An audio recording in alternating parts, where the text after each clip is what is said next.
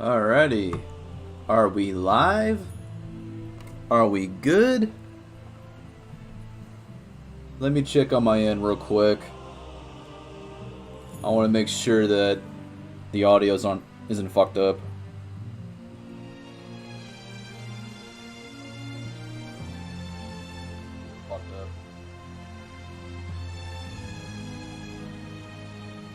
Alright. It looks like we're good.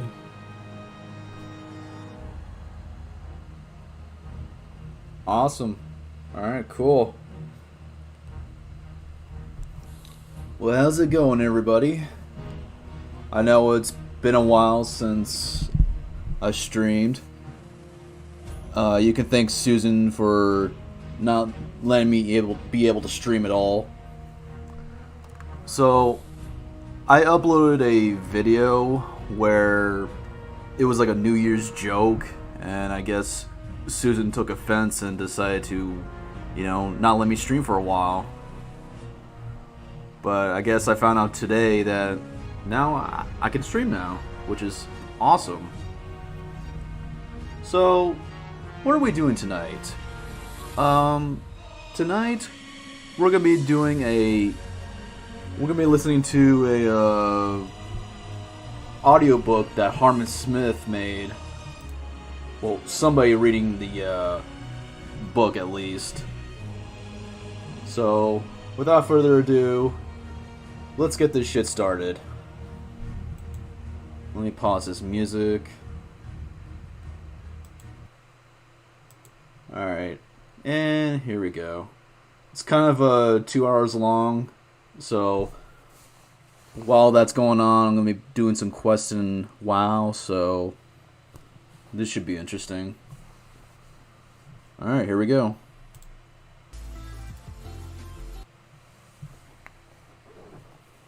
Alright, let me check the chat here. Somebody stop this. Alright. Hello everyone. Can you hear us? Yeah, Susan flagged me down, guys. Quick check of some of the audios. You Narcomi on the top left. Yeah. Mic is fine, but I need you to talk for a second so I can make sure. Let me everyone in chat make is this fine. louder. Why are you doing this to yourself? I don't. PlayStation Gamer says, "Dear God, you Alright. soul." Let me get some questing done. Says, "Save yourself before it's too late." That PlayStation Gamer says, "Cody Lee author, cruel, beautiful, I've Dragon and King Nino." Alright. Okay. 7 fan says they're coming through. loud and clear. Alright, perfect. Because like last two streams, everyone in my friends list was quiet for like no reason. And I wasn't sure that I could fix it. That did happen. Yeah, I don't know what was going on. Like, I like moved the audio like maybe a decimal over, like a 0.1%. Hello, Kim Josh Un. Welcome to the stream. Are you ready to suffer? Oh fuck! I didn't bring any alcohol. What is this? I have alcohol, but it's too This early for me, is so a this is a to World of Warcraft stream while we listen to somebody read Harman Smith's book.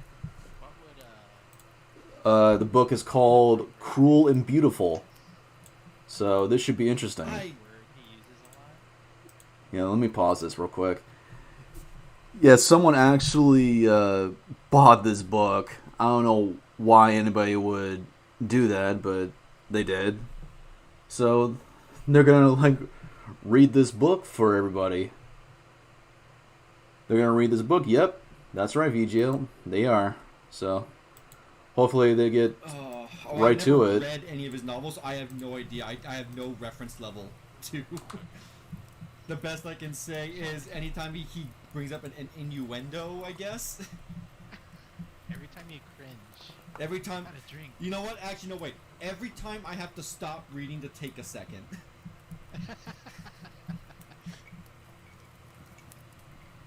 So I guess the question is, how far do we want to read in? Because this is a 249-page book. It's bigger than I expected.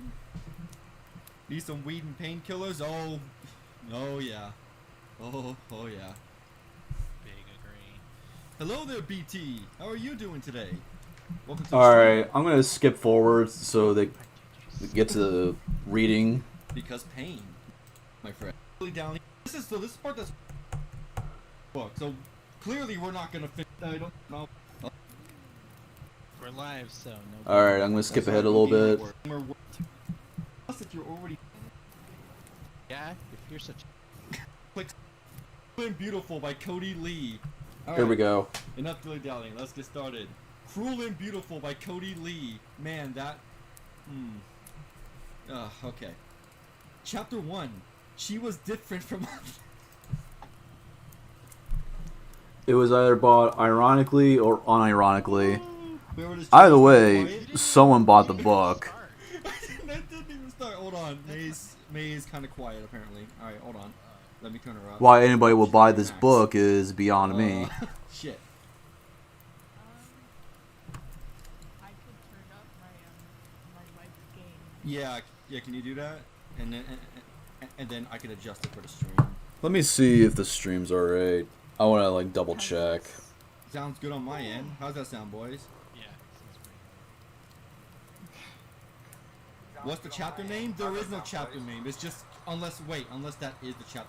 I can't tell. This thing is so horribly like.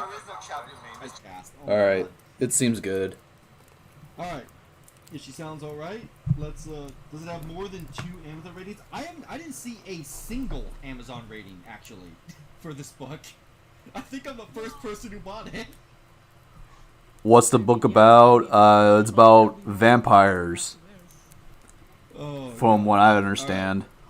Here we go. Chapter 1. She was different from other girls. She was perfect. He had been unable to think of anything else since he had first seen her. From the moment from the moment his eyes flickered over her as she passed by in the hall, he was in love. She was taller than most, but in a pleasing sort of way. Oh. What does that mean? Wow. Already. Jesus fucking Christ. Already. Alright. Her long black hair fell across her shoulders and down her back in a messy sort of style that made her look as if she had just crawled out of bed. You know, you could have just said she had bedhead. Her lips were a bright glossy red and her eyes had a focused sharp look about them. A mere look was all it took for his heart to start beating in his chest. He didn't know her name or anything else about her. They had no classes together, and Mike was reluctant to bring up his interest in her with his friends. Twilight. The girl had a bit of an intimidating air. Yeah, it's Plenty of guys looked Twilight, like but she without had, the but Mike wolf. knew of had even come close to speaking with her. He decided that he would be the first. He had no idea where she would hang out before classes began. He wandered around for a bit, trying to rationalize just where she would spend her early morning hours. His mind began to wander as he entered the library. He began to fantasize about what he would say to her, and what she would do in return. He turned a corner and found her standing in between a row of books, her head bent over a particularly old novel. Mike rose, completely taken aback. He had not expected to see her like this. She did not look up, and Mike found himself taking a deep breath and stepping closer to her. "Hi!" Mike flinched and shirked away, making as if an interesting book had caught his eye. From the girl's other side, a bright-eyed blonde girl with glasses, shorter than his girl, stepped up to her, smiling widely. The girl looked up to her. Mike could not see her face from this angle, but the blonde girl's smile faded a little as she did. That's a good book, isn't it?" the blonde girl asked. Her previous confident tone It's rose 2 to hours strong, long, nervous, just high-pitched. so everybody "I read it last knows. year for a project, and I absolutely loved Part it." 1 is, The anyway. black-haired girl spoke. Part So 2 quietly is that Mike another could not 2 make hours out the long, specific so words. this should be The fun. blonde girl nodded energetically. "It is, isn't it?" she asked happily. She seemed to have regained her enthusiasm. Oh, what's going on, You're Ash? Morris, right? Welcome to the stream. The book closed with a snap. The girl's eyes widened in surprise and she took a step back. The black-haired girl, Morris, We're listening to and she somebody turned around. reading Mike Harman quickly Smith's stepped book, out of the way as she went so billowing this should be past, fun. leaving the little blonde-haired girl in her wake. "Well, excuse me," the girl huffed, a little annoyed, and walked off. Mike was not really paying attention. He was watching the black-haired girl step back out into the hall and out of sight. Amaris, so that was her name. It was an unusual one, that was for sure. He doubted she had been born around. Wait. He doubted she had born around. Oh my god, there's a fucking typo. Oh my god. Dude! Stopping chat? Is that count as That counts as stopping because that just threw me off.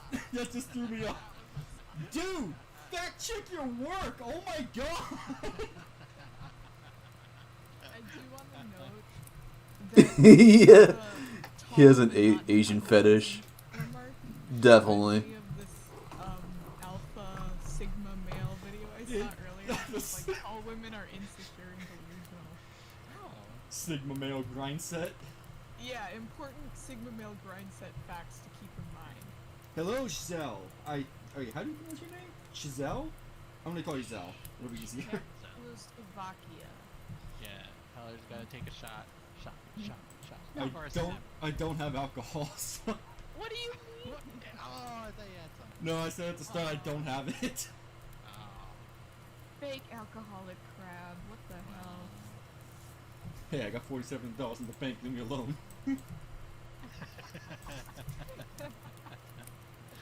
That's enough for one alcohol. Alright, where the fuck were we? Okay. He doubted she had born around here. If nothing else, he had at least learned her name. He began to tell the story of what he had seen to his friends, although he tried to keep his interest in Amara's casual. Most had never even seen her and had no idea who he was talking about. Fuck. I may not be getting drunk, but I sure feel drunk. But those who had were reluctant to talk about her. Amaris May? Hey, you're in the book! Wait, I am? Shit. Amaris May murmured to herself as she stared down at her paper, tapping her pen against her bandaged head. She had come back from a trip from Japan with her boyfriend with a number of injuries that she had refused Oh, we to got a explain. bot. Man, this is That's interesting. the accurate of May so far. Mods, ban all the Name bots, she please. frowned, but nothing positive. May was Ban like anybody that's gossipy, botting. gossipy. Sort. Mike knew. She looked almost uncomfortable as she began to recall some of the stories she had heard about that girl. She is very cold, May recalled. I heard that she blows people off like that all the time. She wiggled her arm awkwardly, a favorite gesture of hers. She's quite beautiful, though. I wish I had her hair. Is that true, May? Do you wish you had a Morris Hughes hair? I mean, I cut all of my hair off, so not really.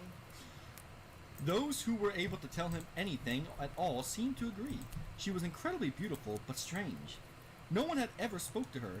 No one knew anything about her, really. The talk about her was beginning to make his head spin. She's It was becoming a Japanese. bit overwhelming. He was beginning to Yeah. regret even asking. But despite how often he was warned about her character, despite how many stories he was told, or how many people told him the story of how she made their 57-year-old Army veteran gym teacher cry, he still found his eyes strained over to her every time she passed by. Let's be clear, gym teachers aren't people, so... She never looked his way, not ever, but he found that he didn't mind. He wasn't sure what he would do if she did. He was beginning to realize that she did not speak to anyone if she could help it. She often passed... God damn it, this fucking text shit. No, stop it. She often passed by anyone who spoke to her without a word, leaving disgruntled people in her wake. It was not just the students, she had a tendency to blow off... Wait, god damn it. It was not just students she had a tendency to blow off. Amara seemed to give her teachers the same treatment. Once a teacher had followed her into the hall to ask her about an essay she had written, and Amaris just walked right past her. The teacher, Mike eventually learned, had thought that Amaris should have entered the essay into some contest in hopes of winning a potential scholarship. She was, he was told, extremely intelligent. She was fluent in so many languages Mike could not even keep track of them all. French, Spanish, German, Russian, Japanese, Mandarin, Korean. And if the rumors were true, she spoke several others that she got absolutely no use out of. She always tended to walk around with exotic foreign novels with alphabets that Mike and the others could not even really place, let alone read or appreciate. She did not play sports, which surprised him. Shut up, phone. Bad. You can use She did WoW not play mods sports, and surprisingly. you can use mods in WoW She Classic. had a Yes, great you ass. can. She was, he was told, not at all interested in athletics. Whenever she You just had gotta motivated copy and for paste the play something files like the in gym class, she had done CurseForge. fairly well for herself, despite seemingly not putting in much effort. Both the volleyball team and tennis team had approached her and asked her to try out, but she declined. No, it's not private. She was It's not interested in being competitive, it's a but she classic showed WoW progress. server. She was, Mike heard. Jesus Christ, you're gonna keep saying it like, gonna keep typing it out like that. Probably the most misused potential of their girls' athletic program had seen in a long time. No one, however, seemed to have any idea as to what she did after school. She had no friends, no one knew her parents or where she lived. She just turned up in the morning, went to class, and then left. Whether she went home or somewhere else, no one could say. You mean to tell me there were no... You mean even the teachers don't know? They don't have any, I don't know, like, records of where she lives in order to send shit to the parents? Huh, that's interesting. Which was why Mike decided it was time to find out for himself. He was not following her home. Not really. Definitely not. He would never do that. That would have been weird. He was merely heading down the same way she went after school. It was true he would not normally go down this way, but he was beginning to feel as if it was about time for him to make a real move. She was downright unapproachable during school. Perhaps she would be a little bit more relaxed outside of it. To this day, he had never even seen her smile. She did not turn around as she walked down the sidewalk, her long black hair flowing behind her in the wind. Mike stared at it, completely entranced. He had never seen such beautiful black hair in all his life. Ooh, someone's doing a Dharma run. Mike was feeling pretty positive about the way things were looking so far. I might join in on that. Nothing so far. Let's see. She stopped at a street crossing and stared into the light at the other end. Shit, that's a too high level. On the other end. Perfect. Congratulations, Cody Lee or Harman Smith. You just described the crosswalk. Perfect. Mike quickened his pace and stepped up next to her, as if he were merely waiting to Dharmar's 55, so I can't do that just yet. He did not want to make what he was doing too obvious, but after a couple of seconds, he had to take a glance. She was staring at him. He flinched, pulling away slightly at the cold, accusing stare. He could feel his heart seize up in his chest. The light changed. Amaris turned her back and stepped across the street. Mike stared after her, unable to move. He had not been expecting her to be so openly hostile before he had even spoken to her. It had taken him completely aback. Never in his life had a girl so intimidated him. He could suddenly understand why people were so wary of her. She had reached the other side of the street and left his sight. Mike watched her go, trying to make sense of his mixed feelings. There was something about her that made him not want to look her directly in the face, but for whatever reason, he was still tempted to chase after her anyway. He could not explain it, but he felt annoyed with himself, not with her, as she left his line of sight. He should have spoken to her. He should have made her laugh. He should have smiled at her. He should have done something. He was going to do something. Next time. Boy, that's ominous. What the? This is... Oh no!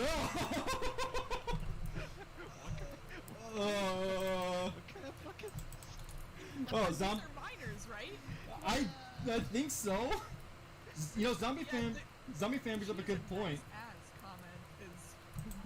Zombie Fan brings up a good point. So vampires can go out during the Dane's book? Yeah, I guess so. I guess they can just do it. I mean, he hasn't mentioned any glittering. Nope. But he'd hop and skip away from that.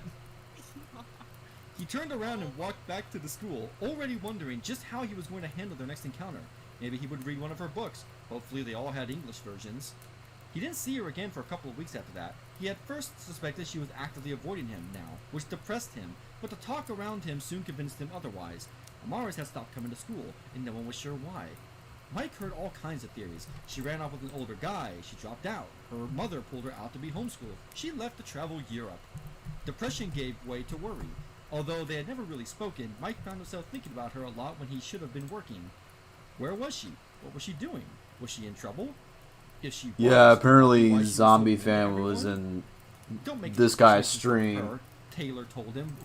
Okay, new character. What the fuck is this YouTuber's Exasperatedly, name? When he shared his theory with her, she raised A her crab voice, named looked over his head Heller. and smacked him with it. She's a cunt. End of story. Her eyes narrowed. If you guys want to suspiciously. look Why are that you shit so up. interested in her anyway? Actually, I'll just put the He was link in being there. stupid. He realized one day as he stepped into school, he was trying to find ways to justify a Mars. There you go. He shouldn't be doing that. This He is didn't the mean audiobook. anything to him. She probably hadn't given him a second thought since she had Amaris. She was standing out in there. God, the way that's written is so weird. She was standing right there in front of him. Mike had blurted her name out without thinking, and then she looked up at him. She almost looked surprised for a second before her gaze hardened.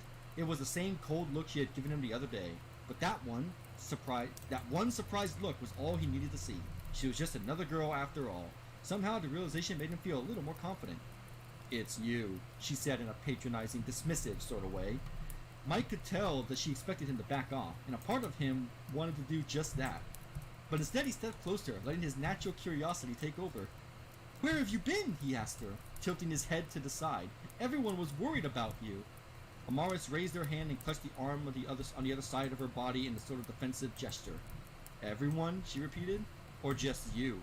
She sounded condescending, but Mike stood his ground. She was not that scary. She was just a really hot chick. Despite how fast his heart was beating in his chest, he knew he could do this. I was worried too, he admitted. Are you alright? She turned her head away from him. Girls don't like stalkers, she murmured. She stepped away from him, down the hall. Mike was almost tempted to follow her again, but resisted. That had gone better than the last time. Is your WoW character named Randy Marsh? He Yeah, he does look like him. every time they pass each other in the halls. My WoW He was character always does look ignored. like him, People around definitely. him were starting to notice and tease him a little, but Mike tried to brush off the jokes. You're a masochist, Taylor told him over lunch. She obviously hates you and you love it. She never said that she hates me, Mike said defensively. Taylor groaned. God, you're pathetic, she told him as she bit down on her sandwich. Mike was not sure he disagreed. Amaris had been nothing but rude to him, but he found himself becoming increasingly enamored with her every day. He misspelled enamored. Cool. Oh, already One day, another Mike Miss had left Mellon. class to go to the bathroom and had run into Amaris heading in the opposite direction. He brightened up considerably as he saw her approach. Oh, hey, he began, trying to stop her. She brushed past him without a word. His hand accidentally brushed against his arm, and Mike felt a cold chill run down his spine. She looked as if she was in a hurry. Mike watched her go, completely nonplussed, as she stepped outside into the sun. Students were not allowed to leave class during the day. Yeah, that was like the Curious, Mike episode that decided got to me go into his WoW trip and follow back in her the out. day. It was just too much of How a do you temptation kill to which resist. has no He life? stepped out after her, carefully looking around the premises for any sign of where she had gone. She was not walking across the parking lot, so that means she had gone around the building. He stepped around the building, and heard Amaris' voice coming from some distance away. He walked towards it, trying to find a small alley in between the buildings, and Amaris was standing there, her back to him. He pressed himself against the wall outside the alley and watched her. She was staring upward towards the solid brick wall that ended the alley.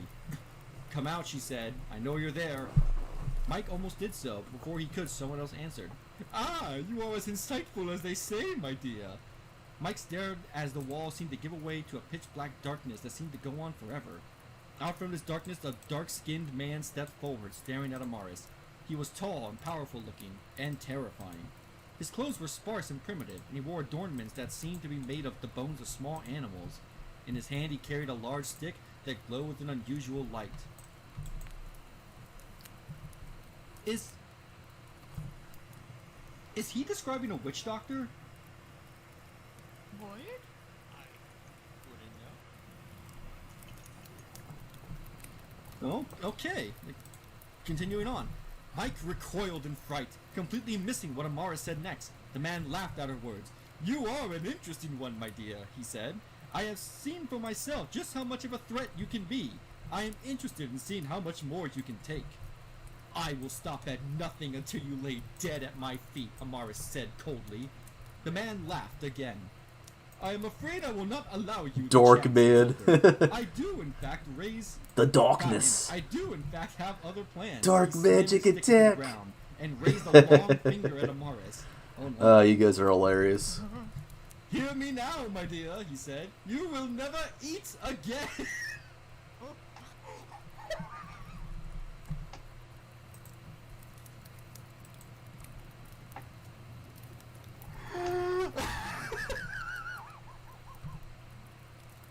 That's where you went with this? Of all the routes you could take for threats. I don't even know what to say. Okay. Alright. Soldiering on. Amaris took a step forward as the blackness began to My boy overtake him George again. Floyd is the And what character in exactly this is book. that supposed to mean? Yeah. He asked him, in the most aggressive tone that Mike had ever heard.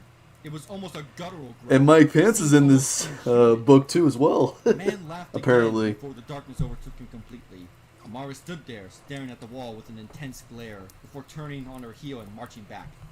Mike froze as she walked past. She did not even glance at him, but Mike could tell she knew he was there. She simply did not care. If you know what is good for you, you will say nothing of this to anyone. Before he could even respond, she marched away, her long black hair flowing behind her. Mike, after the initial shock of being addressed, passed, chased after her. Amaris, wait! She turned. Mike stopped in his tracks. Amaris was somehow more beautiful, more terrible than he had ever seen her before. Her long, flowing black hair, Jesus Christ, we get it, billowed to her right side and away. Her eyes were a striking, horrible red, and they were staring at him with an incredible ferocity. Her eyes weren't red before. They were black, weren't they?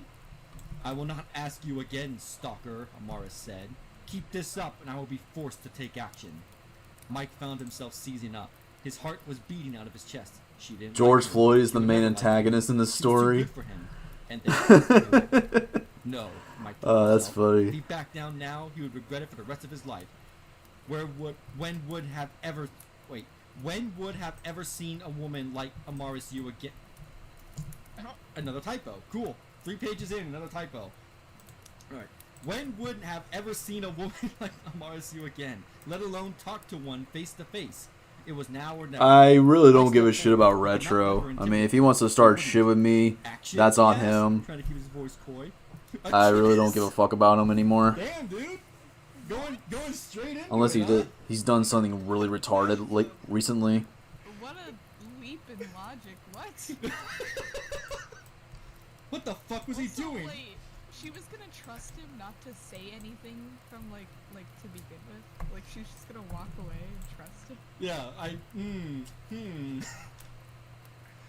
What the fuck was he doing? That's a very good question. He had no idea. Amaris glowered at him hatefully before brushing her hair back with her hand. Her eyes were once more her usual beautiful black. I have underestimated you, stalker, Amaris said. I often forget just how stupid your kind can be. He took another step forward, smiling hopeful at her. You like stupid? She turned away. No. And she was off. Mike's heart fell in his chest. What had come over him, that was not like him at all. He had not been intimidated by her this time. He had forced himself to approach her again, but he ended up making himself look like an idiot. Why? He had only just realized now that she was gone, that he had never gotten a proper answer out of her. Just who was that man, and just what did he have to do with Amaris? Amaris could not focus. She had been too worried for the past several weeks. Once again, it seemed as if they had managed to track her down to this town in the middle of nowhere. Once again, they had managed to find her, even in this place. Once again, she would have to flee and find somewhere else. But how? When? And where? She could not stay here for much longer, that was for certain. She could not keep up the facade for much longer. Plenty of people were already asking too many questions about her background, where she lived and who her parents were, among a number of other things. But she still was He did not something ready to go back and recently? challenge them head on. Them? Really, what'd he She do? still not recovered her powers from the last attempt. She touched I think the stomach last and time I've heard touched from her him, weight. At her current rate of recovery, he she said would he quit his heal over Discord, several years. She which did not have the confidence is to take the nothing. fight I again for mean, real it's whatever. until she was at full strength. But she He's was a big finding it boy. increasingly He can, like, impossible to do whatever he focus on her health wants. while maintaining a low profile. For every step she took in recovering her vitality, another battle forced her 2 steps back. Oh yeah, by the way, we switched characters just now, so Yeah. cool. It just happened. In the same chapter too. It's not. This isn't the start of the second chapter. This is still chapter 1. And there's no like break or anything? Or Nope, it- symbols or anything? Nope, not at all. Okay. Amaris. She was snapped out of her reverie by the smiling face of the little blonde girl with glasses. What? I was wondering. The girl's tone was casual, but Amaris knew what she wanted. She was almost as bad as the stalker. Wait a minute. Amaris found herself cutting her off before she could speak further. No, I don't want to go out with you, Amaris said coldly. Stop expecting me to change my mind. Damn, bitch, you cold. The girl's face fell as Amaris stood up and stepped past the table. The teacher opened his mouth to stop her, but she ignored him as he stepped. Wait a minute. Did they? Oh, I need to go back. Did they? He ever did. State that He did something in to class? Conundrum. What'd he do? No, they didn't. No, he didn't. So, yeah, they're just in class now. Jesus Christ. Also, I'm terrified of this like minor potential lesbian fantasy that might be Right. blossoming here. Retro Monicon asks, will the stream be kept up on your channel? Yes, it will. I usually don't take them down unless there's like weird copyright foibles that force it down. So if you can't stay for the whole stream, don't worry. You'll be able to catch it on the VOD once the stream is over. Alright, where the fuck was I? Here we go. It was a time. He's back on Discord. To the town for a second. Alright. It was time It's to whatever. go. People around her were starting to suspect that there was something horribly wrong with her. She could deal with boys and girls trying to ask her out, but teachers trying to assert their authority over her was something else entirely. Well, you're a high schooler, what do you expect? Especially if they tried to contact her non-existent parents. It was nothing out of her control, but the confrontation that morning made her feel as if it was best to disappear again for a couple of weeks. Just a couple of weeks? Another battle was coming, and she doubted she would be able to maintain the facade for when it arrived. By the time she returned home that day, she was thinking of nothing else. She had bought a small house for herself entirely by phone. How? She had 2 legal identities she was using at the moment. One, a 17-year-old schoolgirl. One, an older woman in her mid-30s. Okay. My dude. If you're just stating 2 things with a comma, you put an and. The fuck am I before the last watching? thing.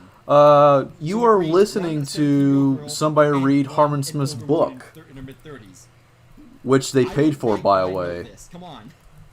She far more resembled a 17-year-old, but a fact that everyone who met her while under the other identity tended to notice. She only used the older identity when absolutely necessary, such as when she needed to buy a home or deal with taxes, anything that a younger woman should not have to do herself. She entered her kitchen, which was filled with cobwebs and dust. Jesus. She imagined that a normal person would be able to tell that it had never been used. If she was really going to have to leave this house behind, she may as well do it properly. She got out a rag and some spray and began cleaning the place. She was naturally a tidy, organized person. It was not long until the cobwebs gave way to a bright, shiny kitchen. Okay, if she was naturally tidy and organized, cobwebs and dust wouldn't be there to begin with, regardless of if she used it or not. No, I think what the author is trying to imply here is that the character has gone through a lot recently to the point that their natural personality has been overclouded by stress and emotional turmoil. Oh, this is actually deep, is what you're saying. Totally. Alright. Fuck, I almost read the same fucking one again. Why She pay really for a did book prefer from a person you cobwebs don't to like? books, I but don't get these something about dudes. standing over an impeccably clean, bright kitchen I made know, her feel right? accomplished. Perhaps I it was mean, I because guess she's not usually that clean often, there was she often no other failed way to to do pirate that. the book. Okay, Oh my fucking we're back. There we go. I really like how May almost saved it, but then like the next one. Thank you, Windows 10, for Literally the next fucking up my shit. Saving this. Oh my god, how long is this chapter? This feels like chapter 2, but it's still titled as chapter 1. What the hell? What? How long are the chapters? It's only 200 something pages. I have no idea. Okay, where the fuck was I? Here we go. If she did have to leave the house in a hurry, at least she would be able to sell it without arousing too much suspicion about what exactly she had been doing with it.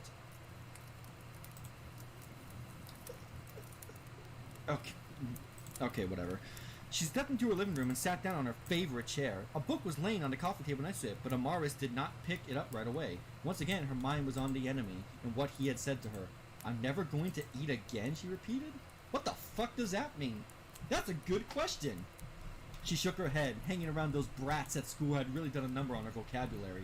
She could not wait to leave this place. She waved her hand and the curtains blocking the sunlight outside slid open, filling the dark room with light. So, yeah, I guess in his universe, vampires just aren't averse to sunlight. It's convenient that way. Yeah, I guess it is. She stared out the window, half expecting to see some sign of the enemy again. He surely knew where she lived by now. How? She imagined he had tried to rattle her by threatening her in person. It would have scared most people out of their wits. If you go She was not RCN most Internet. Yeah, I think we got that. I don't think I have A knock that. came at her door. She narrowed her eyes as she got to her feet. She brushed her long hair with her hand. Jesus Christ, again with the hair. As she stepped to the door. This was it. He had come after all. She bared her teeth threateningly as she opened the door. Hi, Amaris! Mike said cheerfully, waving his hand in greeting. How the fuck did he find out where she lived? Dude, he's totally like. This is obsessive. actual stalker. Yeah. This isn't like a cutesy, like, oh, I really like this girl, but she obviously hates me, but not really, doesn't really hate me, definitely not. Oh my god. Lucas asks, along with the book, it is 249 pages, believe it or not. 249 Oh my God. pages. I mean, if he keeps dragging it God out, damn. you can see why. I'm half tempted to just start reading Mike's lines in like a fucking cartoony voice, just because like this whole situation is cartoony as shit. Like, how the fuck Yeah. did he find out where she lived? All right. What the fuck was he doing here? Cursing to herself. She forced her expression to a neutral one and she slowly opened the door again. He was still standing there, smiling that stupid grin. Who had told him where she had lived, and why was he not going away? He had followed her home, hadn't he? Aggravated, she immediately ripped the door back open and glared at him. Once again, he did not seem particularly imitated by her glare. In fact, he looked rather happy to see her. That only made her angrier. He was one of those people. Ugh. The more openly hostile she became, the more desensitized he became. He had been following her around so much lately that he had gotten used to her dark glares and cold words. What do you want? Amaris asked, already suspecting that she may have resort to violence. I wanted to ask if you wanted to see a movie. She slammed the door in his face again. What an idiot. She had stepped away from the door when another knock came. She opened it again. You didn't say no. No. Okay, so that page stopped in a way that chapters usually stop, you know, where like the last like fourth of the page is blank. We're still in the first chapter. This dude doesn't understand when to end chapters. She shut it, this time much more gently, then head back to her book. He was annoying, far more so than most people who took a shine to her. If he kept this up, he would follow her around the country. The last thing she needed was some thirsty kid following her to her next destination. Perhaps next time she would go to Mexico. She touched her wound again, wincing. Going to Mexico would bring its own host of problems. She had plenty of enemies there as well, ones who would not take to her presence kindly, like ice. It would not do to blindly wander into a situation worse than the one she was currently in. No, she would deal with this new enemy, and the boy too if she had to, but she could not leave the States. Not yet. Not until she was ready. Okay. What the hell inspired him to write this shit? I have no fucking clue, DHR2. We finally got the name of the antagonist. It's only been 12 fucking pages. School was exceptionally dull. The main reason she attended was to keep up appearances.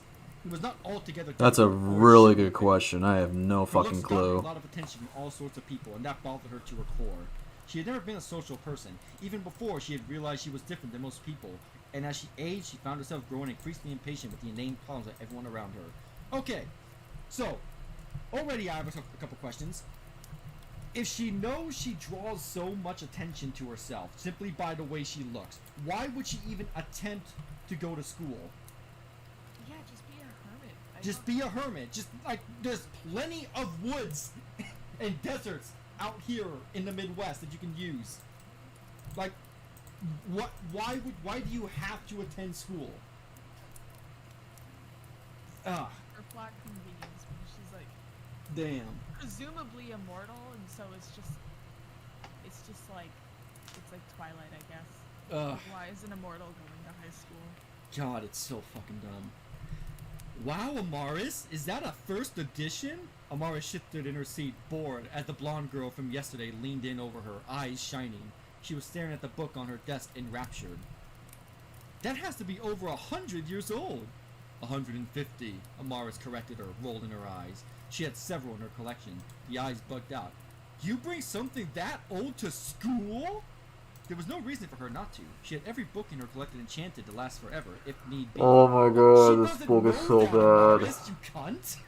She's trying to stand out, it feels like. Why else would you bring something? Like, does she not understand how the world works? You think she would, at living for this long, right? Jesus, how far are we into If this? I bring this 46 minutes in. Good lord. It's gonna, like, garner some attention. Jesus Christ. It still looked just as splendid as when she had picked it off the shelf in London in 1858. Okay, so we have a general idea for her age. Because I'm assuming this book probably takes place in the year it was released, which was last year, believe it or not. This book came out last year. Okay, so she's not a minor, but the future love interest is. Things get trippy when you're an immortal. Her art, Jesus Christ. Her heart ached for a brief moment. It did not seem all that long ago at all. She was used to be able to travel wherever she liked, eat whatever she what's wanted, this and shit? do anything her heart desired. We But know things who the changed real drastically Regina since then. lover. What's wrong? The girl asked curiously as she leaned in closer. Is there It's a heart in there Ravager? after all? She was close. No. Too close. Amaris almost felt herself reaching forward and stroking her hair. Why? Why? Why? Okay, hold on. Let's finish the paragraph. Maybe it's not as bad as it is. The temptation to bite her right then and there in front of everyone everyone overwhelmed her for a moment. Ugh. Instead, she simply shook her head. No, nothing is wrong, she said quietly. I was just thinking about how I first got it, that's all. She hated being sentimental, but it worked. The girl pulled away from her and Amaris felt herself relax. That had been too close. Oh, is it personal? The girl asked curiously, her head tilted. A family heirloom, maybe? Shut up, phone.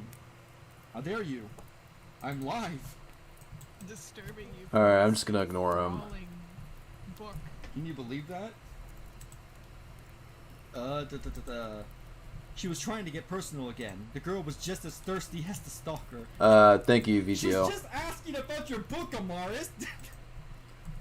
Like, apart from you saying that she's thirsty, Anyways, I don't see on with the any story. real, actual evidence of that. It's just someone who's taking an interest. Yeah, she's just like a nerdy girl that likes books. Yeah, maybe she's a bookworm. You met her in the library, as we saw earlier. Jesus, get over yourself. Amaris stood up and walked away, book in hand, not even offering a response. Wait, wasn't she in class?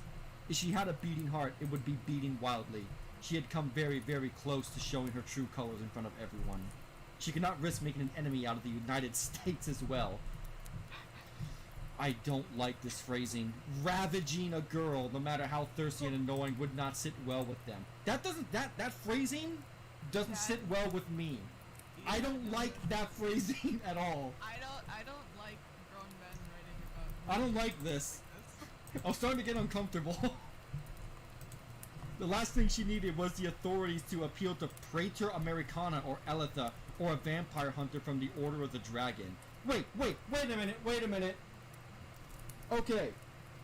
So he has another book that's about the Order of the Dragon.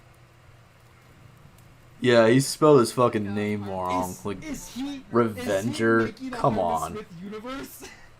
Revenger? Who the hell is More Revenger? importantly, if you're in a universe Some of you where might get vampire that. hunting is a profession, you would think even more so you would not want to be in any public place. Yeah, like if she's this old, right? You'd think she'd be used to being a vampire. Why is it like she nearly loses control of herself just being near like a bookworm? Oh my god. Or worse yet, decide to ally themselves with their enemies to eliminate. Wait, okay, your enemies are the brides of Dracula, so I'm assuming that they're vampires too. So why would a vampire hunter or a vampire hunting organization ally with vampires to take on you? Who are you? Conspiracy. You're fucking no one. Also, no doubt zombie. God almighty. No, she had to restrain herself. She still had to eat, of course, but she did so sparingly. It was very likely a factor in the slow rate of recovery. She was not taking in enough energy to heal as she should have. She had been eating rather conservatively, only taking what she needed as opposed to gorging herself. Perhaps she would need to be more aggressive in the future. She had been feeling rather lightheaded as of late. She needed to toe the line between being cautious and starving herself better. Especially if something nasty was going to be coming after her in the near future. She would need to be ready. Perhaps she should go out and find something to eat tonight.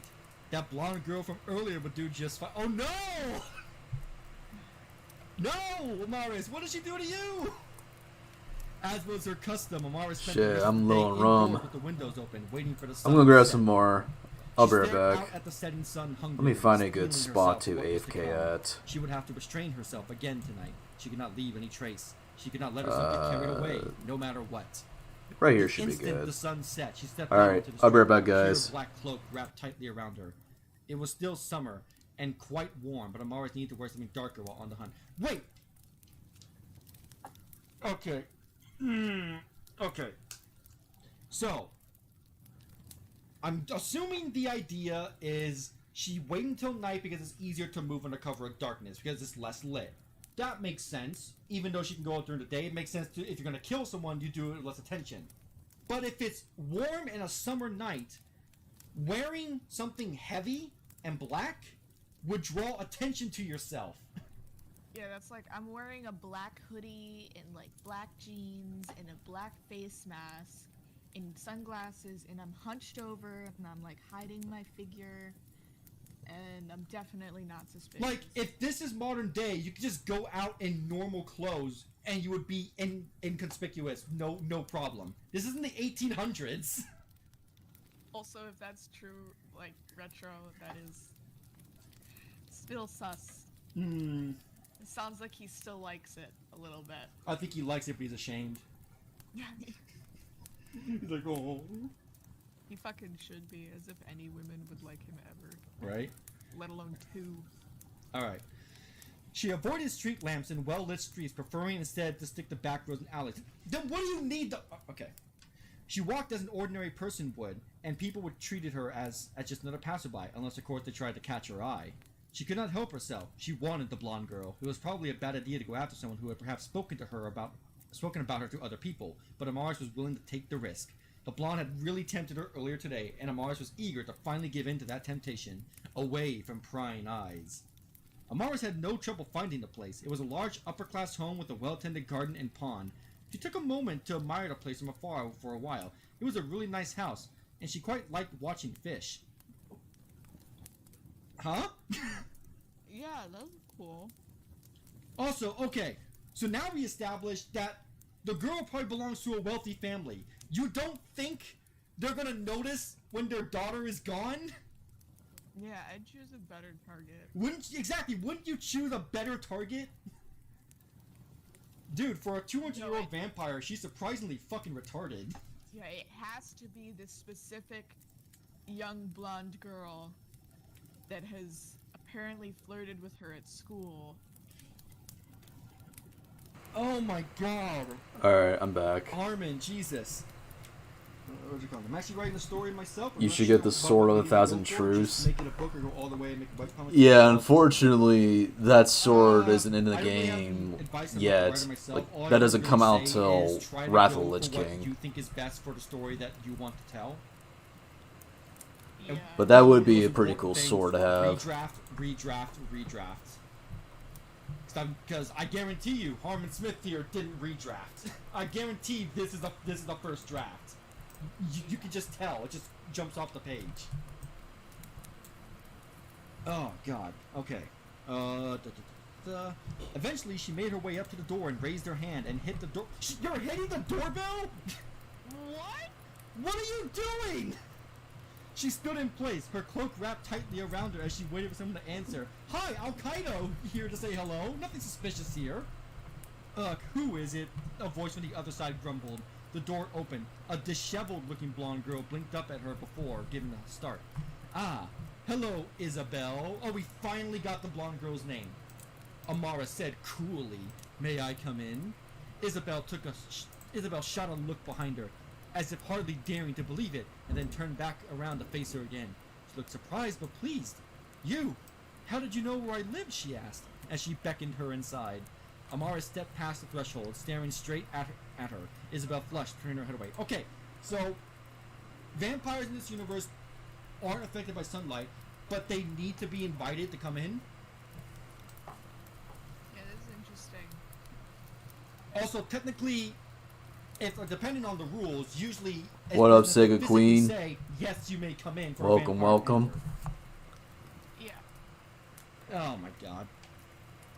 You invited me over and gave me the address once. Isabel's expression faltered. What? She stared blankly.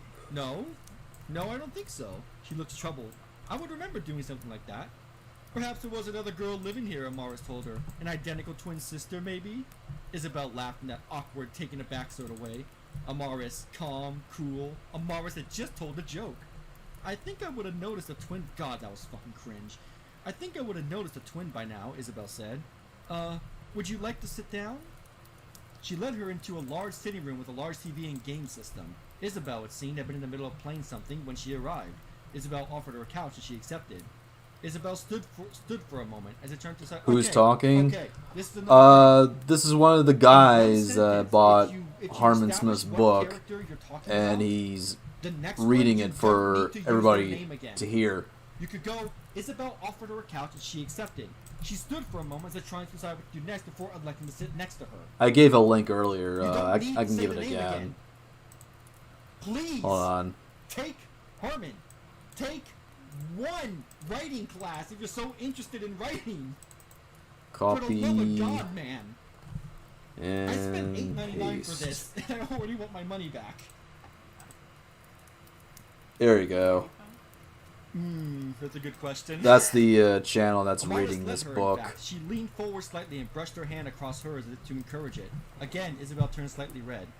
Amaris, she said, her voice high-pitched, just what are you doing here? Amaris stared intently at Isabel's face, staring deep into her eye. I don't like where this is going. She knew what she wanted to hear and laid it out for her in the simplest way possible. You. Isabel pulled away as if shocked. Her leg began to twitch audibly, but she could not tear her eyes away from her. You're joking with me, right? She squeaked. Twitched audibly? Yeah. Like. Is she like tapping her foot on the ground? do her bones? Yeah, do her bones clickety clack like a xylophone when she twitches? Like. This is a good target. This doesn't sound very appetizing. Oh my god. I mean, you, Amaris leaned closer to her. It wouldn't be a very funny joke. Isabel seemed to almost melt under her gaze. She leaned in closer. Amaris' eyes flickered. She barely registered a large blue Sonic! A large blue blur swooped down on them from the neighboring room. It happened in an instant. Isabel was suddenly ripped backward over the couch. Amaris leapt upward as the door slammed shut. She flew across the room and shoved the back door open. The kitchen was a complete mess. Wait, what the fuck just happened? I'm lost. So Sonic came in and stole Isabel? Is Isabel the girl from fucking Sonic 06? I don't know. Apparently Sonic is in this book. In Sonic 06, the fucking there was a human girl that was Sonic's love interest. What? Yeah. Oh yeah. Yeah, Sonic 06 is yeah, it's something, alright. Sketch, we're at a great place for you to be coming back from mom. Alright. The blue, yeah, Sonic just showed up as a Mars who was about to sexually assault a teenager. So. Wait, what? I'm sure that's not what he intended, but it's written that way, so I'm gonna use that as fact. The kitchen was a complete mess. All sorts of boxes and vegetables lay across the place in a way that would not be out of place in a pigsty. But it was not those that caught Amaris' attention. Standing there in the middle of the kitchen stood a creature that she could not identify. Its legs and body were strangely humanoid, but its entire head seemed to resemble that of a great white shark. Yo!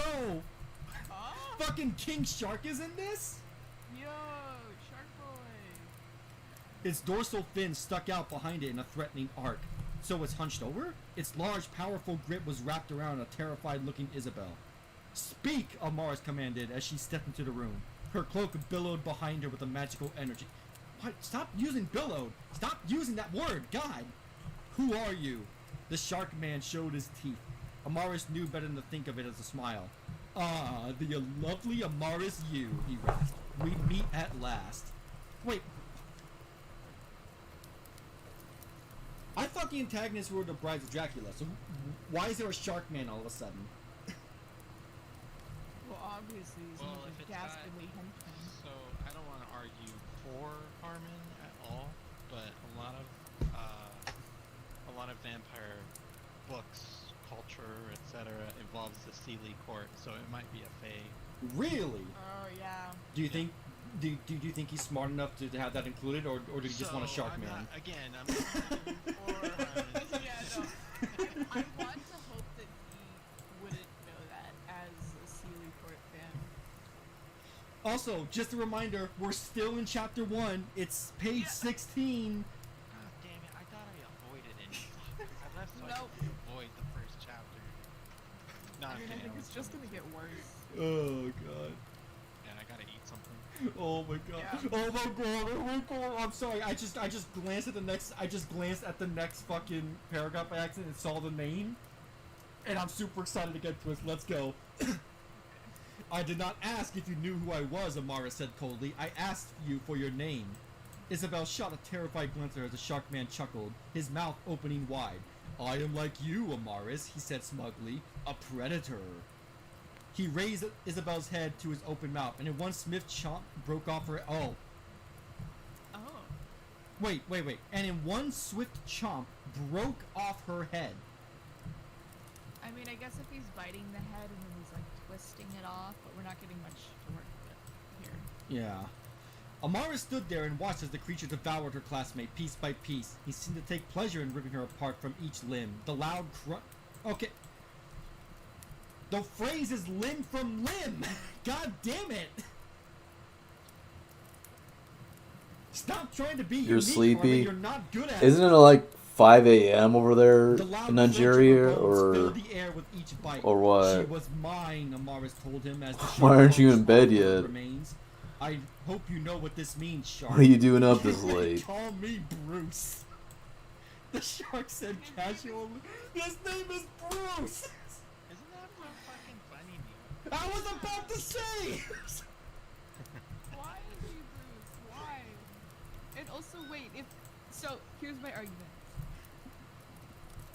If he is part of the Sealy Court, and that's what's supposed to be referenced here, why is he giving his name? Or is that not his real name? Did he watch Finding Nemo and say, ha, yeah, like he's Bruce. God almighty, oh my god. I guess Heller will have to continue so we can find out. Yeah. I need answers. The shark said casually, showing off his blood-stained teeth as he swallowed the last of Isabel's remains. I think the doctor has already introduced himself. Huh? Who? Wait! So it was a witch doctor?!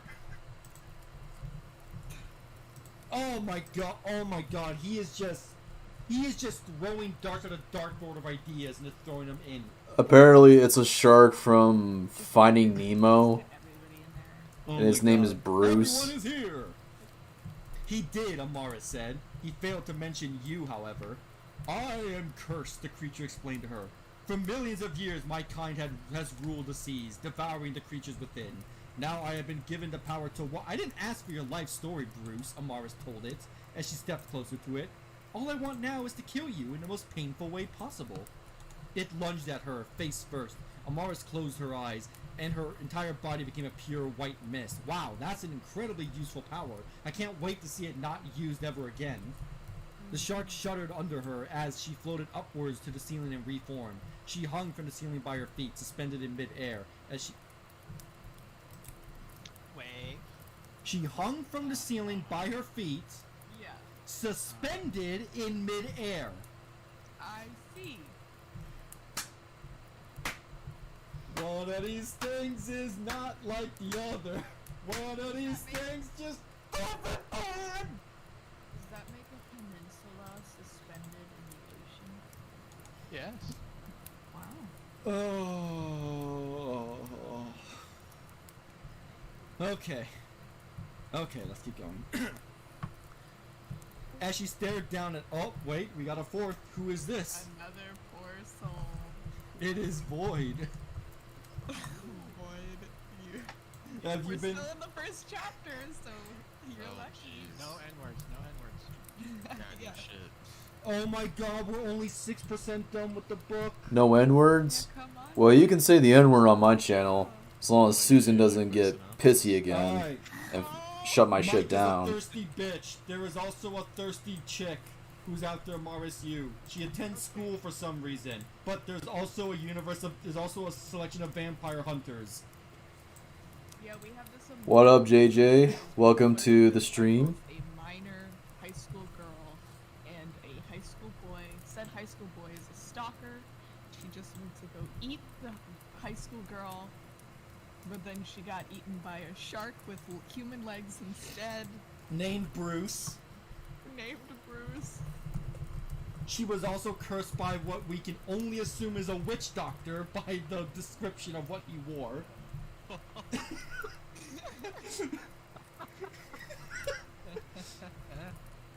There's so much to unpack, but at the same time, there's like nothing. It's been so drawn out. We're in the middle of this epic battle between Amaris Yu and Bruce from Finding Nemo.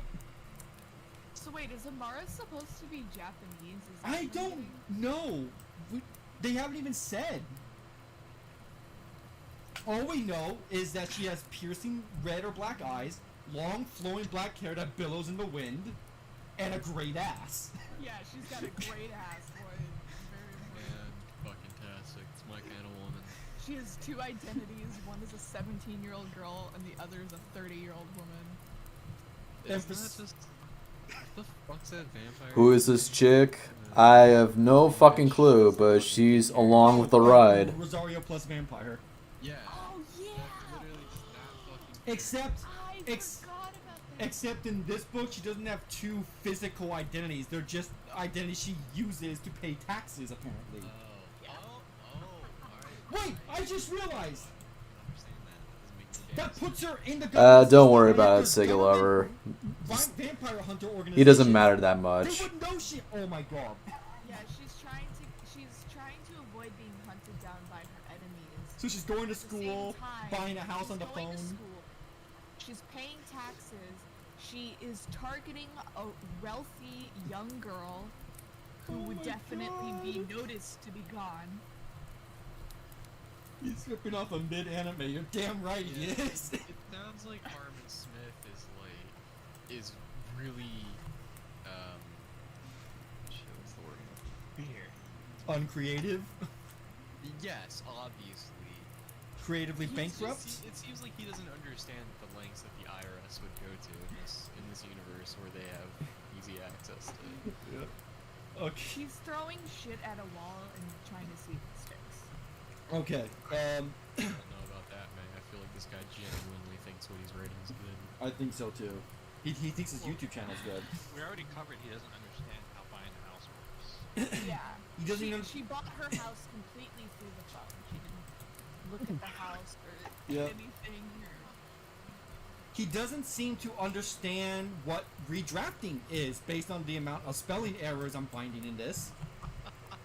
Oh yeah, there's a lot of there's some that look like bad translations. Oh, okay. Let us continue this epic battle. She hung from the ceiling by her feet, suspended in midair. As she stared down at it, Bruce whirled around to face her, his teeth bared. "We will meet again, vampire," he snarled. "Mark my words."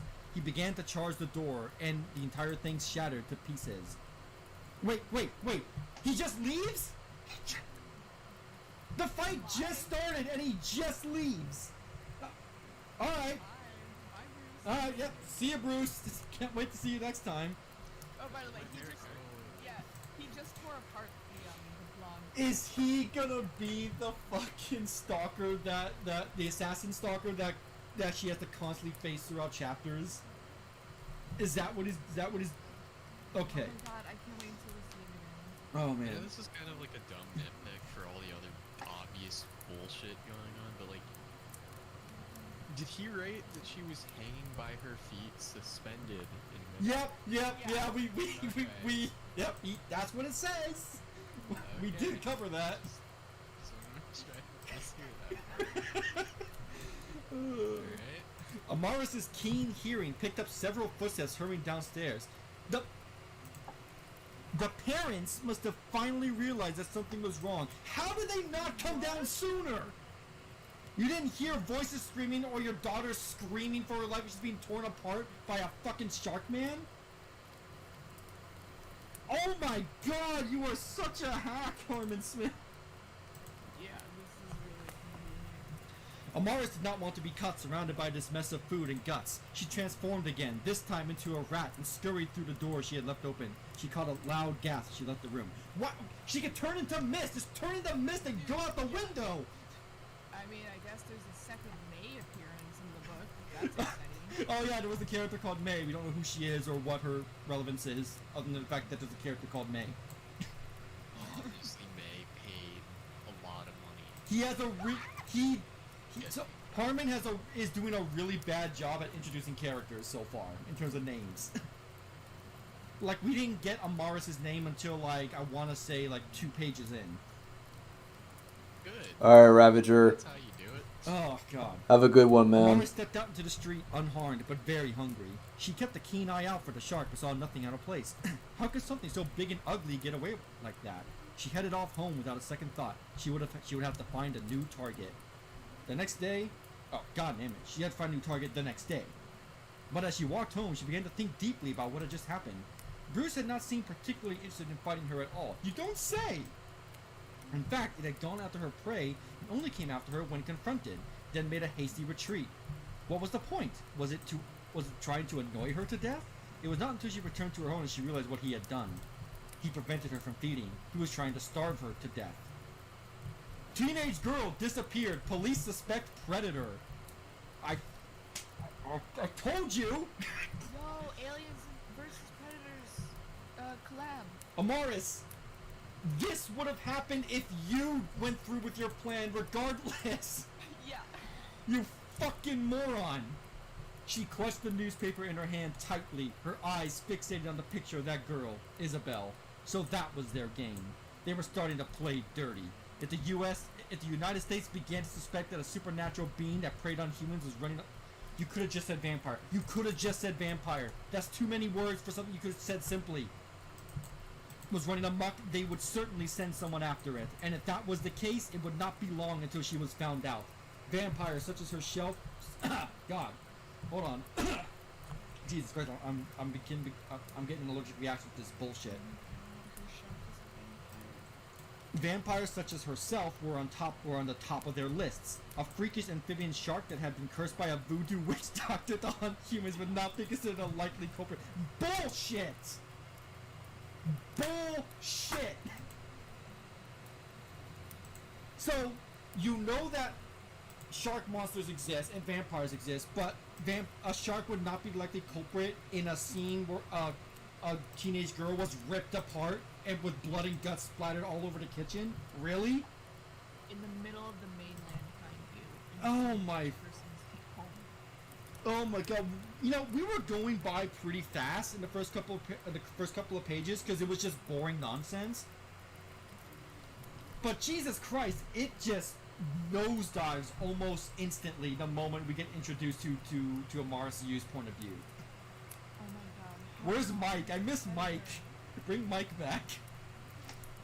Yeah, let's bring Mike back. Amara spent the entire day glancing at the paper, trying to figure out what her best move should be. Should she run away? Or should she tackle the voodoo shark? You have no reason to believe it's a voodoo shark. You have no reason to believe this. She could not decide. Looking at the paper, she had made her feel like she had a better handle on the situation than she really did. Sure, whatever you say. Oh. Amaris looked up, surprised, to find Mike. Yeah! To find Mike standing over her. The stalker was leaning over the table, but he wasn't looking at... Wait, she's at a table? But he wasn't looking at her. He was looking at the paper laid out in front of her. So you heard, huh? He asked. Amaris twisted her lip. Naturally, she said. Would have been more accurate to say that she had seen the last moments of Isabella's life firsthand, but she thought it would be best not to talk about that. You and Isabel were friends, weren't you? Yes, they were friends. They wanted to use each other for their own purposes. No! Isabella wanted sex, Amaris wanted food. It was a classic love story, one that had been told all around the world. Amaris. I called her Armand. Armand! Amaris wanted to ravage this young girl. Oh, God. This is deeply uncomfortable. This is deeply uncomfortable. I don't like this. Right, I can hear them. I'm lost. The brain cells I've lost. Not really, Amaris admitted. Mike gave her a look. Oh! What? Amaris asked him, coming off as more aggressive than she intended. Amaris? Mike tried to find the words. Is this upsetting you? It had upset her last night when the takeout she ordered had been stolen by someone else. That is awful. Okay. That is awful. Reread that. It had upset her last night when the takeout she had ordered had been stolen by someone else. Today she was over it. Good God. Oh my God. The worst vampire literature you could find. Nope, here it Really is. stepping it up. I'm gonna... Truly stepping Look, I had to read Twilight in middle school for like a book club thing or like a book assignment. What? I had to do less stops in that than I had to do for this so far, and we're only 18 pages in. Yo, Sketch, I think you should take some ideas from this for the campaign. This is really great. Yeah, no, this is great. Material. Oh Next god. time we fight, Triggle's going to hang by his feet, suspended in midair. I'm gonna do some fan art of Crab Heller like reaching out for Mars. He's like, oh Mars. No!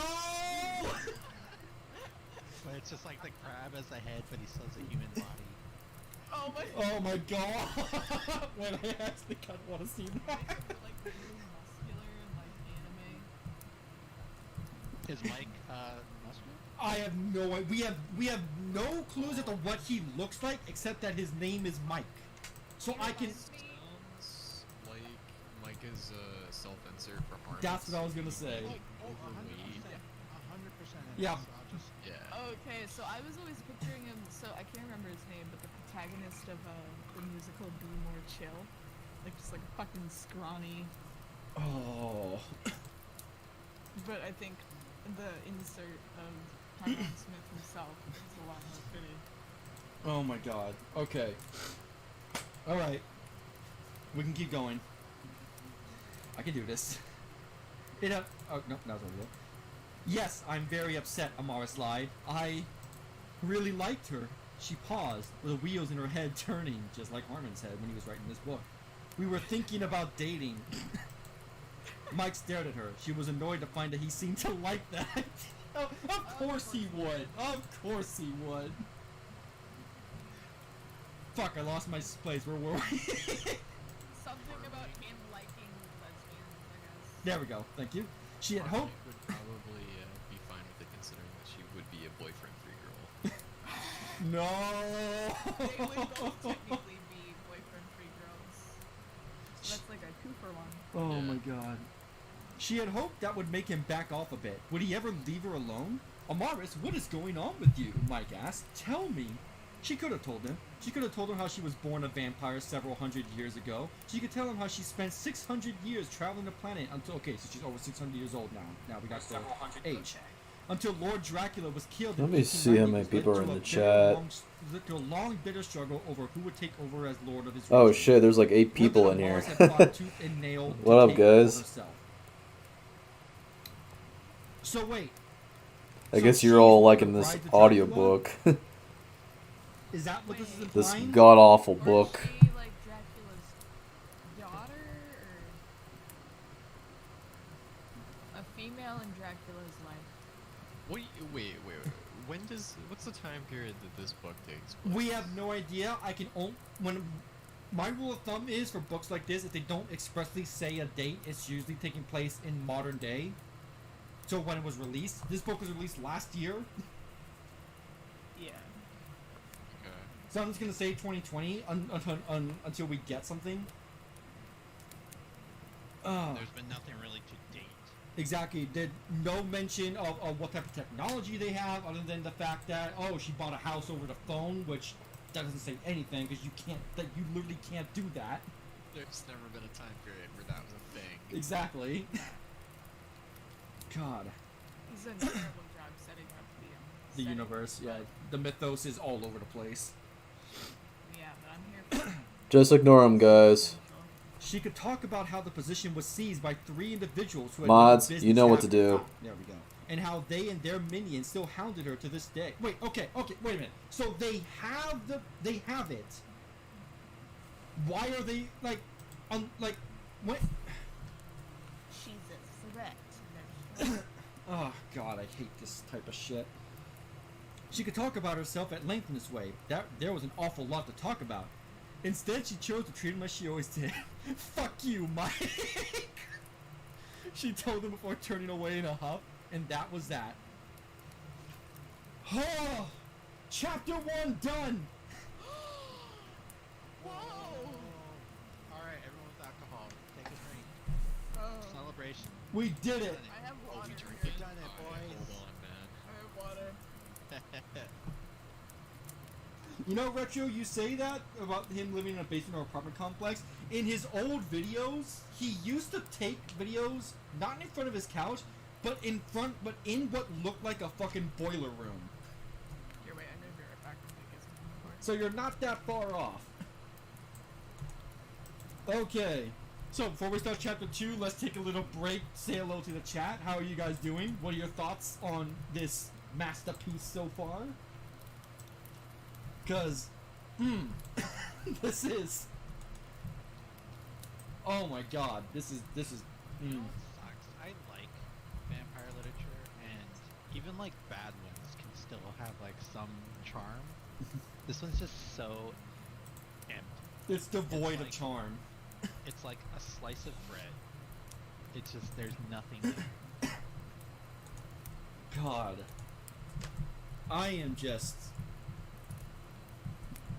Like, that's where you just, like, you could have ended the chapter right before we switched to Amaris's point of view. And then that, from this, could have been chapter 2. Like, he doesn't understand when the chapter should end. Alright, And yeah, his pacing's off. So writing's not just as easy as like fucking putting words on a fucking sheet, as you can tell. He needs to. There's a lot that needs to be worked on for him. Yeah, I think a basic writing class, a creative writing class would help. Or even someone just looking over his work. Like, that alone, because... An editor? Yeah. Yeah, he needs an Not editor. even an editor, just friends just saying, hey, tell me what you think of this. Because, like, look, I've written some stuff. I never published it because it's awful. My first stuff I've written is dog shit. And I think I can recognize that enough. But I guarantee you, even as we're reading this, if he finds this stream and sees us tearing this book to shreds, he'll still believe that it's good. I just don't think he could, like, he needs somebody to at least bounce off ideas from, but I don't think he could handle anything but a yes man nodding back to him. Exactly. God, like, it is just... And I can't wait to see where this goes, honestly. See, this book makes you want to rewrite it or burn my Kindle, watch Gary Oldman, Dracula, please my eyes and ears of the horrors I just witnessed. Yeah, I can agree with that. Alright, boys, alcohol's been acquired. Oh, I have rumors of fake alcohol. close enough. It looks like it. I had Dr. Pepper. Very good. Am I the only one fucking drinking for this? 23 authentic. Hell I don't have any alcohol. I'm out. Heller I don't have any money for alcohol. Yeah. Oh, okay, I'll drink. Hello, Sendo. Yeah, Void, I want you to get fucking... Let's be honest, Everyone Void. in here. Void, let's be honest though. You're probably gonna be able to endure this easily because you're drinking. We have to endure this sober, Yeah. which means we have to actually analyze what's being said and what's being written, and decipher what the fuck he's trying to say. Oh, yeah, I'll hi, do a shot Aaron for and chapter Sendo. so I don't get too fucked up. I mean, I think I need, like, I want to laugh at you being drunk, so... This motherfucker wrote 5,237 words of just dog shit. Like, Wait, where'd you end up finding it to read, by the way? I had to buy it. No one Yeah. was pirating it. He spent 8... Well, you can pirate it now, except not really. Leia, I spent $8.99 on this for this specific stream. Jesus Christ. I don't doubt that for a second, Zombie Fan. I think everyone in the chat and in this call is a better writer than Harman Smith. That's probably the only copy of that shit he sold too. He's probably like, "Ah, Dude, there are no Amazon reviews for it. So I think I might be the first one. Enjoy that $8.99, Armin. he's the first customer. How poetic. His fans tried doxing you once, Retro? Wow. What a cunt. I'm surprised he even has fans. Apparently, dude, That's the most important Dude. part of that dude, sentence. on the videos that I've covered, specifically the Blizzard one, he has a lot of positive reinforcement in those comments. It is Really? kind of unnerving. The Blizzard one of all? Yeah. That's what I was Honestly, I'm more surprised that his fans were even like possibly able to try to dox you, considering most of them don't have computers. Apparently they used the wrong address, so I guess they weren't successful. Yeah, had to do through fucking PS4's in Harman Smith farted on a live stream. Retro, send That's me a nasty. DM on Twitter so I have a link to you open so I can do that after the stream. I Oh, will that's definitely do that. nasty. Give it a year before it gets a Netflix adaptation. Okay, now the real talk. If this somehow, in some inconceivable way, gets a Netflix adaptation, will the adaptation be better or worse? I think Better. you can only go up from here. You think so, right? like maybe a human writing it. Yeah, like, there would be multiple people at least. Okay, that phrasing about clinging to the ceiling with her feet while spreading in the air, let's just take that out. That makes no sense. This Mike guy's name is... I want her to be like levitating upside down. Alright, thank you, Retro. I'll keep an eye out for that. You know, Harman Smith is right with a quartering. I'm not surprised. I'm not surprised at all. Wait, like the execution method? No. The quartering is a controversial YouTuber, to say the least. Oh, okay. He's one of those anti-SJW channels that goes way too far into those, where like every little thing is an SJW thing. It's like, okay, dude, we get it. I remember back Yeah, early in his career, like he had some decent points, and then you just started. I really don't give a shit about the quartering. I mean, he's kind of like Young Defiant. It's weird. He knows how. has He knows bugs. about the Like, hustle. I remember there was fuck, what was it? I He think knows it how to was- hustle people out of his money. I think it was the situation regarding the Coco redesign for Crash Bandicoot 4, where she had the sidewise haircut, and like SJW-fying Crash. It's like, did you even play the game? She's fine. I mean, she's it's just not an whatever. SJW insert. She's not a Mary Sue. She's just a character, and it's fine. Like, calm down, please. Why so sensitive?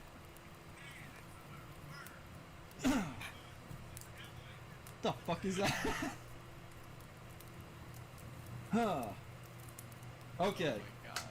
Are y'all ready for Chapter 2, Electric Boogaloo? Holy shit, that was just chapter 1? God Okay. damn. I'll never be. So I'm starting to think that these words at the start underneath are the chapter titles. So hold on, let me go back. Thank you again, mods, for So taking out the trash. Because looking at Chapter 2 kind of helped give that feeling. So hold on a second. Oh my god, it loads so slow. Okay, yeah. So the Chapter 1 was called She Was Different from the Other Girls.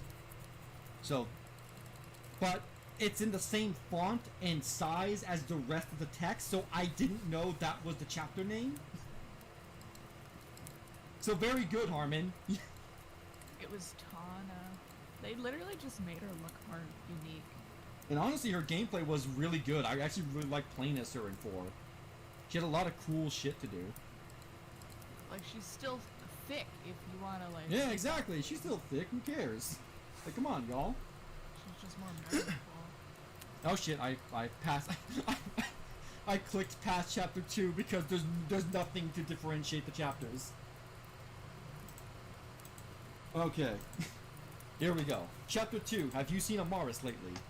Taylor lowered her newspaper to give Mike a look. We still don't know who Taylor is, unless she's a friend of Mike, by the way. Dude, let her go. She's trouble. The two were sitting around a small round table at the library. Mike eyed Taylor with clear annoyance. She isn't that bad. Really? She said, fuck you, Mike, the last time you saw her. To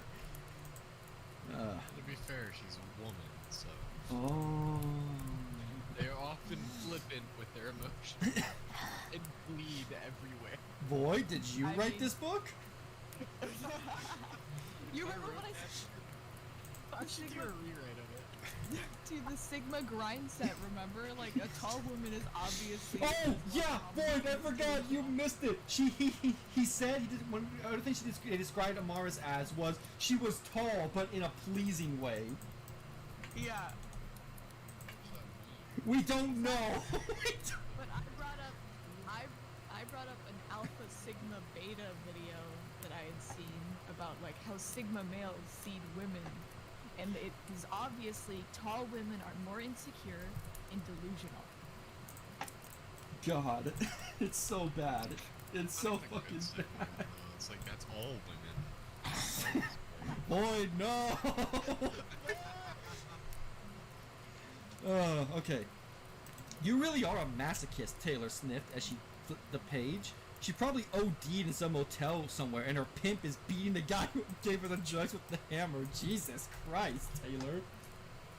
That's pretty far.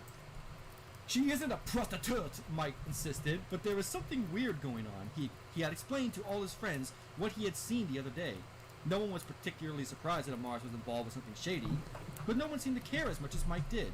Most seemed content to leave Amaris to her fate, whatever that may be. Whether to drugs or demons, losing Amaris would not be a big deal to most around her. Mike felt differently, however. The past 2 weeks he had seen another long Amaris absence, and Mike was beginning to be seriously worried.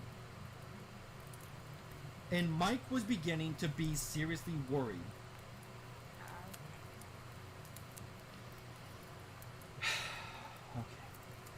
He had not seen her at all since that day. He had thought about her every day since. If you're so worried about her, why don't you drop by her house?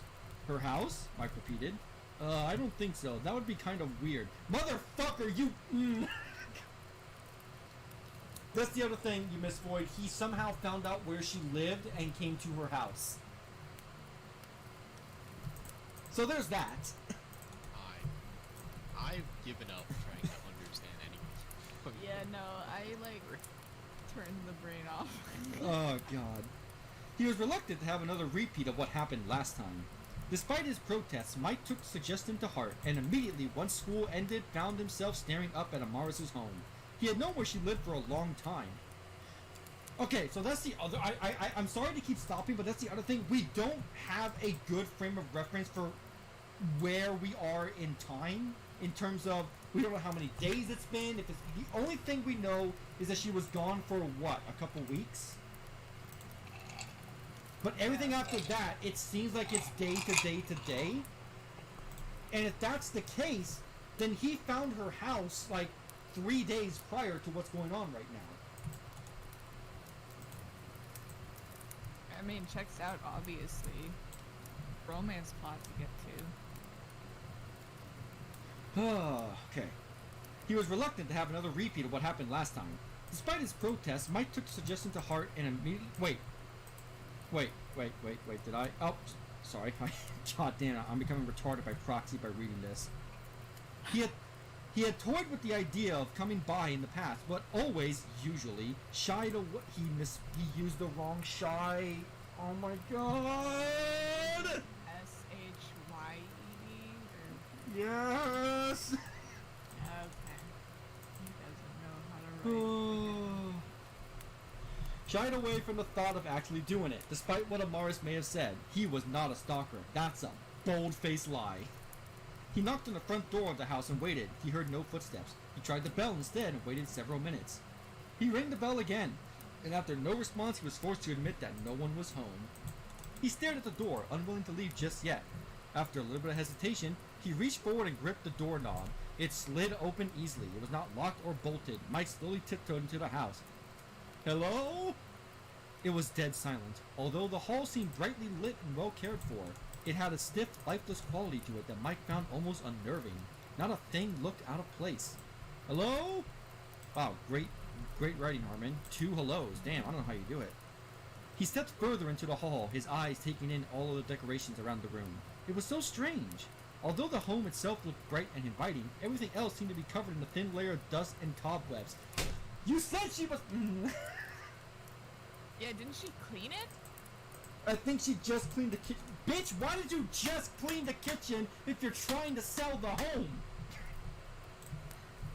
So, Void, another thing you missed is that earlier she said she's naturally a tidy and organized person, yet kept the whole place covered in dust and cobwebs. But decided to clean the kitchen because she wanted to sell the house if she were to move. But I guess apparently she only cleaned the kitchen. I tried.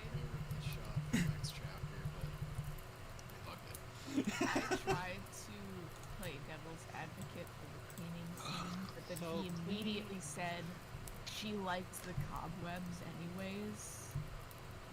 To clean the house before you sell it makes sense, but Yeah.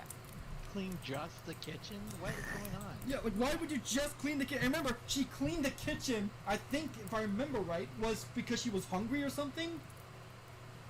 I don't remember. My fucking mind is starting to melt into I mush. just can't remember why she cleaned. There was no real reason except vaguely because she thought she might have to move soon.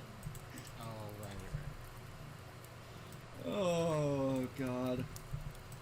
Okay, let's continue. He stepped further into the hall, taking his... Oh, wait, no, I was there. It's almost as if no one lived there at all. He stepped into a small sitting room, and his eyes fell on a thick bookcase filled to the brim with exotic texts. He recognized a few of them as the ones Amaris would taken to her to school, but most were completely unknown to him.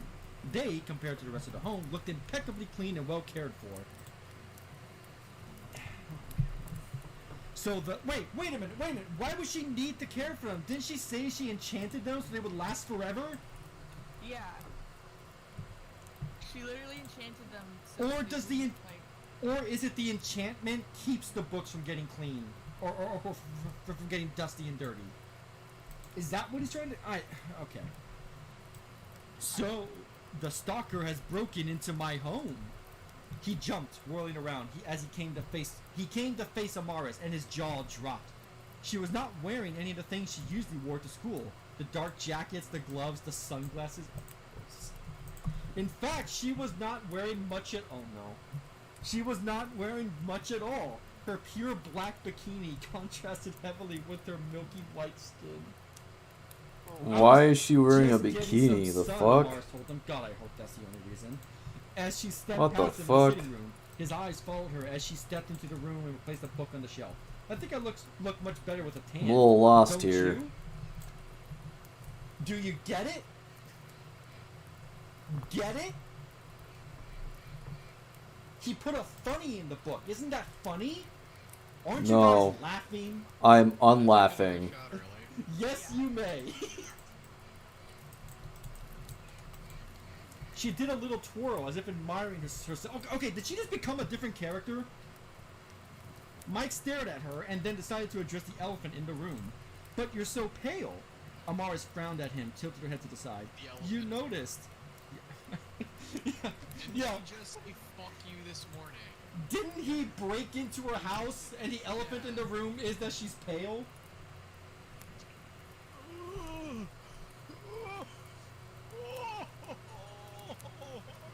You're such a fucking writer. Oh. I actually can't believe it. I can't believe Harman Smith is into goth girls. Don't let him ruin goth girls for you. He likes like surface level goth girls. Yeah, he likes Hot Topic goth girls. I think real goth girls are safe. That like cobwebs just for the aesthetic, I guess, of having a dirty house with a bunch of spiders in it. Yeah, yeah. God. It's kind of a hard thing to miss. In fact, Amaris' paleness was often one of the things the girls like to gossip most about her. Yeah, so wait, how did he not realize that she was pale? He was stalking her, for fuck's sake. And didn't they describe the pale skin? Yes! They did! Oh my god. What the fuck? He just has to keep bringing. Why is there a level attention to 14 out here? It's like the hair thing. Oh, but I swear to God, if we That's weird. get through this entire chapter without that line, her black hair flowing in the wind, we will stop there because at that point there's no reason anymore. Unoriginal user is a good point. So let me get this straight. The teenager breaks into the vampire's house, and the awkward thing is the vampire. Apparently so, or just a goth girl, according to Mike's knowledge, because he has no idea he's Yeah. the vampire. She's the vampire. Because how would he know? Because she can stand in sunlight. She seems to be able to go by a long time without drinking blood, really. But she also needs to be invited in, like a classical vampire, but not with words. As long as she's beckoned in, she can come in. I hate that fucking How far are we into this shit? Yeah. You know why fucking Let's Dracula did see. that? 'Cause he was fucking OG. He was like, An hour and 41 Well, minutes boy, in. there- come unless you invite me. We're not even done with this As shit. you saw, We got when an came hour, in, like, we hour did get some left information till about her this exactly, and she might be Fucking related to chapter them. is done. Or previous We're still on chapter 2. Ever. I never want to hear you fucking say it. Never want to see you write it. Oh my god. Well, Fuck Chop me. Boy, I might because need another we drink after are this. with Fucking vampire We books. keep saying Harman. As soon as I get to Booty Bay, I'll He's definitely grab a French. drink after this. Oh, Harman Smith with a masterpiece. Well, no, that's like how. And yes, that's the name of the town I I'm did going get to. that. Oh, okay. Harman sounds like the whitewashed English way of saying it, but I guess that's the way you're actually supposed to say it. Oh man. Sometimes it felt as if she had not stepped out into the sun in weeks. Supposedly that was supposed to be unattractive, but Mike didn't see why. In fact, it only made her more alluring. Amara said, as she turned away from him again. Well, since you seem to be... Did he write supposedly that was supposed to be? Sorry, no, I misread. This was Okay, supposed to be a... I'm reading this sober, okay? My brain is trying to compensate for this retardedness. Okay. It's okay. It still sounds like sarcastic. Uh-oh. Like, Whoops. I think I got or is it just got myself stuck here. Like, not to mention, Come like, on. it doesn't... I don't... Wait, hold on. Supposedly, this was supposed There to we be go. unattractive. Got myself Nope, I did unstuck. read that right. Oh, It's very easy to get stuck in that God, corner. Harman Smith, you have such a way with words. Just Harman, if you ever see this, just fucking download Grammarly. It's free. It tells you when you're spelling shit wrong. It offers little fucking phrase suggestions. no, boy, you Just don't understand. Dude, He is the Cyrano de Bergerac of our... man, that's a pull. I think you mean the Christian. Well, we already have Christian. This is the food fight of vampire novels. Alright, well, since you seem to be so curious, I was born with a certain condition that makes it very hard for me to tan. She waved her hand at him, whirling her finger around in midair. It is kind of a pain. Oh, she has just turned into a different fucking character all of a sudden. What the hell? Because it's convenient. Ah, yes, of course. Don't you know? Personality disorder is hip with the kids. Really? Mike asked as he took a step forward. That's horrible. What do you have? She did not answer. She simply stood, facing out the window. You know, stalker, she said, her voice oddly quiet. I've been thinking about you a lot lately. No, you haven't. Mike stiffened. I hope he means that in the literal sense. You have? He sounded a little too eager. Amaris turned around and gave him a small nod. Oh no. Yes, she told him, her voice low and sultry. I went on a date a while back with another woman. Oh no. Parentheses. Mike stiffened. I don't like where this is going. I do not like where this Throughout the shit's entire going. thing, I could not stop thinking about you. Oh Mike no. was at a complete loss for words out of statement. It was beyond even his wildest fantasies. Okay, so I'm guessing what he's going for is the idea of the vampire's seductress, right? Luring the person in for she to bite. But here's the thing: we know that Mike's not gonna bite it because of the text log we read at the end of that one video. So we know. So like, what's the point? Okay. Mike was at a complete loss of words for her statement. It was beyond even his wildest fantasies. Amaris stepped closer to him, her eyes fixated on his with an intense, almost hypnotizing aura. I need to confess something to you, stalker, she said. Mike, stop saying stiffened! God! Stop! No! I just read the last line. Mike stiffened as her hand brushed against his face. I want you inside me. What the fuck? An adult woman and a minor. That's an adult woman and a minor. We have full Oh statutory no. rape. Harman, no. What are you doing? Anyway, What are you Mike doing, was Harman? screaming, No. Don't fuck this up. Don't fuck this up. He said and did nothing as Amara smiled and stroked his head. Good boy, she said softly as she What are you doing? lowered her mouth to his neck, and then promptly pushed him out of the way as something came bursting through the wall at them. Mike, Bruce? it better be Bruce. Mike hit the floor with a thud. Really, I would have expected a thud. as Amara stood above him, her hands outstretched on either side of her protectively. "I knew you would come," she hissed. Her voice was especially cool and sinister. "You've been targeting my prey like a jackal." Mike stood up, completely dazed. He must have hit his head harder than he thought. Standing there above them, among the debris, was a monster. It seemed to resemble a giant man-eating The fuck is shark. this heresy? Yes, Bruce! Yes, it's my favorite character. But his body... Oh, it's Bruce the shark. Yay. Like a blue shark. Oh my god. Fuck, where was I? There we are. But his body physique resembled that of a person. Amara spread her arms wider as she stared down the creature. "If you believe I will allow you to take him as well, you are sadly mistaken." Mike slowly backed away from them. The monster was horrifyingly enough, but something about the way Amaris was speaking horrified him to his core. He had to get away. He had to. The creature widened its smile as it stepped forward. "Do you really think you can stop me?" it rasped. "I know I can," Amaris replied coyly. Mike screamed as the thing dove at him, its shark-like mouth opened wide. Amaris growled as she kicked out at it with her heel. The shark shrieked in pain as the surprisingly sharp heel penetrated its skin. Blood erupted forth, bursting forward up onto Amaris' face. She clutched her mouth tightly as the shark backed away. Mike let out a panicked breath, because what had he just wandered into?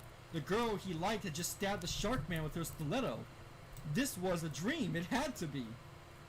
The shark pulled back, snarling at an impassive-looking Amaris. "You will not feed, Amaris," the thing rasped. "Every time you try, I will be there to put a stop to it." How does he know? I was gonna ask, how does he know? 'Cause we don't... I guarantee it's gonna be like, or he can smell the bloodlust because he's got the aspects of a shark. But she didn't cut him! I know. Or, wait. Or are you saying the blood that has rushed to him when he stiffened? Yeah. Oh no. This shark's power is small erection. Oh no. Oh wait, then how did he smell the girl? She was on her period? You can say that on Twitch. When- YouTube. Well, shit. Mark this as educational.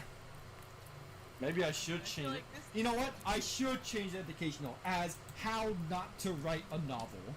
Yeah, no, this is literally teaching an English class by bad example. Like, this is what you don't do. This This is how you fucking write stories when you're like 11 years old.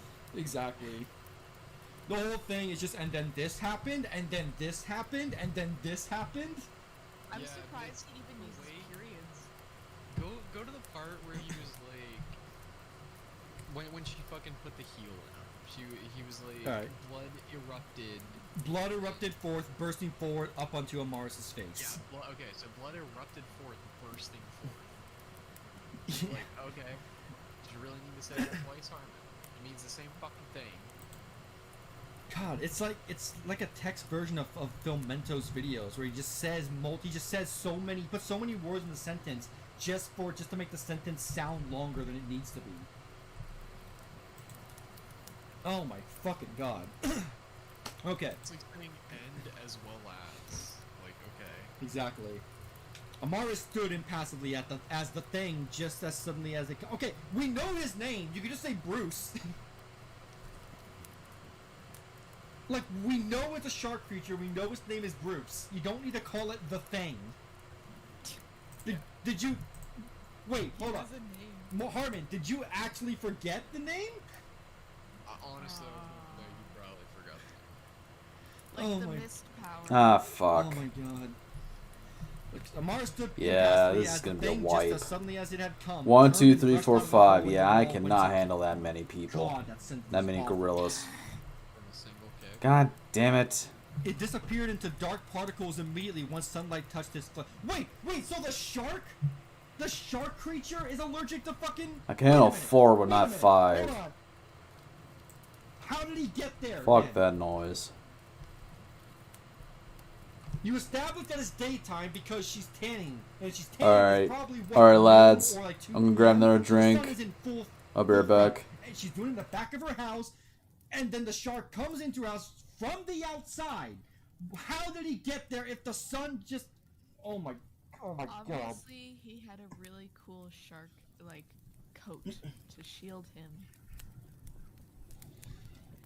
Oh my fucking god. Okay. What the fuck was that? Mike asked as he shakily got to his feet. Amaris did not even cast him a glance. She stepped into the hole in her hole. She stepped to the hole in her hole, observing it intently. What? What? What does that mean? You know, the hole in her hole. Yeah, has dude. to be Fucking a Mike typo. Stiffman, bro. Come on. No. Are you telling me the shark is a metaphor for her day of the month? Her time of the month? No, it's Shark Week. Yeah, Shark Week. Basic vampire anatomy. Female vampires have an extra hole. Alright? Yeah, It's a shark hole? that they can step into in other holes. So when he was saying she will not feed, he wasn't referring to her stomach, he was referring to her uterus. Ever seen the movie Teeth? Oh, Ah. why did you remind me of that? Why would you There has to be a typo. why would you do this to me? Okay. She said. It burst through a wall last time too. Can it not appear inside build? Can it not appear inside buildings? What do you mean? He was just in your build. What? Harman, the word is materialized. Okay, we clearly don't understand where these fights are taking place because I thought that the fight at the blonde girl's house took place in the living room and kitchen because that's where it happened. Just like I thought this happened in her house. Unless you're saying he can only open portals through buildings. But then why would you say he cannot appear inside buildings? Because he clearly did. Because he's a voodoo vampire shark. Yeah. That's why you can tell when she's about to feed, even though it doesn't make sense. Oh my god. Yeah, also I love the like use of voodoo witch doctor just for Alright, lads. I'm back. Yeah. Yeah. Mike took an angry step forward. Answer me, he shouted at her. Amaris ignored him. She stood in her tight, revealing... No, stop it. She had the body of a 17-year-old. I don't care how old she is. Stop it. In her tight, revealing bikini and stilettos staring at the wall. It will be back for you, I think. Mike pulled back from her. This dude's lusting over a "I will fucking make a minor. deal for you, That's stalker," gross. Amara said cruelly. As she turned to face him. As you now know, I am in the middle of a battle with a monster. It seems to want to use you to get to me. I need your help in luring it out so I can kill it. Mike stared blankly. She tilted her head. Do you need me to repeat myself? I have so many questions, I don't even know where to begin, Mike muttered, clutching his head. Okay, this thing, why is it after you? She answered promptly, because it wants to kill me. Wait, Mike, you just heard her say that it's after you. Oh, fuck that. Hell no. She answered promptly, because it wants to kill me. Why does it want to kill you? Got these Mike asked gorillas desperately. coming after me. Because it has been ordered to. Ordered by who? The witch doctor who cursed it to behave that way. Ah, of course. Remember, the big antagonist in this book, according to the little teaser he puts on his website, the main antagonists are the Brides of Dracula, but we're dealing with this witch doctor and Sharkman for some fucking reason. Yeah, because he's the Dracula, dude. Oh my god, the Sharkman, the Bride of Dracula, I would be all for that. You know, I love this. Dracula is very inclusive in his harem. Oh my god. Okay. Mike, I called him Mark for a second, Christ. Mike palmed his forehead, groaning. Okay, let's take a step back. Man, well that's weird. You wrote the exact thing, Harman, that I've been doing this entire fucking live reading. Or perhaps several steps back. He stared at her, trying to read her expression. Because who are you, Amaris? Making this about me, are you, stalker? Amaris replies, sounding amused. You do not need to know anything about me. You simply need to help me eliminate this thing. I promise you will be aptly rewarded. She gave her lips a small lick. So, if you're gonna write a sultry vampire romance, action, whatever novel, don't have the love interests be underage. Damn right. Just the thought, this could have, nothing about this read that she had to be in high school. She could have been in college. She could have been working at some firm. This is some something. creepy Could have been pedo any shit. other thing other than a creepy high school thing. I can't be the only one thinking this shit. Alone, I could go down a rabbit hole of like how high school girls are generally seen worldwide. But I think the biggest takeaway is that I think although he's still What the positive fuck, in a Harman? roundabout way, he can thirst after Amaris if she's technically not a minor. Yeah, but everyone with half a brain cell knows that the fucking... It's okay because she's technically a 1,000-year-old vampire is fucking stupid. Well, yeah, but do you think he has half a brain cell? No. I don't think he even has a single brain cell that Oh, works. he has a quarter. He probably got his fucking mom to type this in for him because I don't think he has the mental capacity to do it himself. He had a hamster in his brain at one point, but I think he dropped it after the Bloodborne video. Okay. She gave her lips a small lick. Mike's eyes fell on them, wondering what they would taste like. Like lips, you fucking idiot. So, You're- wait. Real quick question. What is this book, like, what's the genre of this book? I don't know. What? It doesn't have one? Let me check real quick. Hold on. Like when you bought it or anything? Let me find out. Okay. Because I think the authors have to put the genre themselves. I don't think he's smart enough to put that I in. guarantee if he has a genre, it's dark fantasy. Because that's all his little fucking rat brain drops. Okay, here we go. Not even. Cruel and Beautiful. It has no genre. It doesn't exist. Huh. Like I thought, he's not smart. Wait, hold on. Oh. I don't think this is right. I think he's lying about this. Bestsellers rank number 3,826,696 in the Kindle store, 11,787 in Gothic. Is anybody fiction, alive in chat? Or did everybody else just fuck off and leave? Fiction, and 30,313 in romantic action adventure. I don't believe for a fucking second this is ranked anywhere. Let me check. Let's take those numbers. That's the amount of those types of books there are. So it's bottom of the fucking board on every no. That's the way I'm gonna choose to view it. Oh god, dude. Some of you guys are still in here. He doesn't even I guess you have guys have this shit in the background, picture which on his I understand. Amazon author page. I would have this shit in the background too to have to listen to this garbage. How did he even get this like printed and published? I don't think it's printed. I don't think it's printed. Really easy, I man. mean, we got like There's really 7 like people in high here. school who would write really bad anime books. I'm still here. Okay, What's VGO. that That's guy- cool. Oh fuck. Fucking Vox's Productions on an EFAP. On one of the EFAPs. I might do a He- part 2 there was tomorrow this if guy I who feel has like it. mental problems who writes books. And 'Cause there is lot of a them deal- lot of part them 2 are, of the like, stream. erotica, but like with like really weird things. And Like, one it's was reading with very talking about long. how donuts are outlawed because donuts invoke like gay orgies, something like that. It's a wild book. I would love to read that, but I don't think I can read that on YouTube and not get struck down because it's really graphic. Oh man. But if that can get published on Amazon, anything can get published. on Nice. Amazon. Level up. Okay. Continuing. Where were we? Your role is to help me defeat this 15 more jackal, levels to Mara go said. to The level sooner, the 60. better. Let's go, Wait, baby. Mike Stammer, shouldn't we get the authorities involved in this? Hey, the first semi-decent thought out of Mike's mouth. What do you know?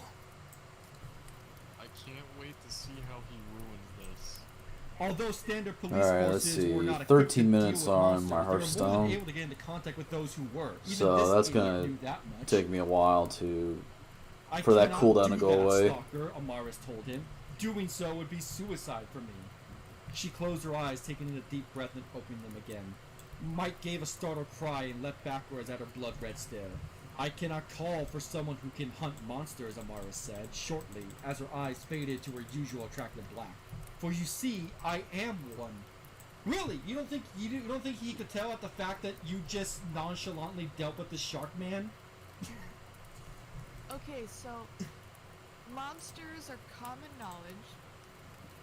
Enough so that where people know that they can call the police to have monsters dealt with. Yeah. Let me see if I can get a She's done dungeon very well together. to hide her identity. Because honestly, this shit's Yep. getting boring. And they somehow don't know.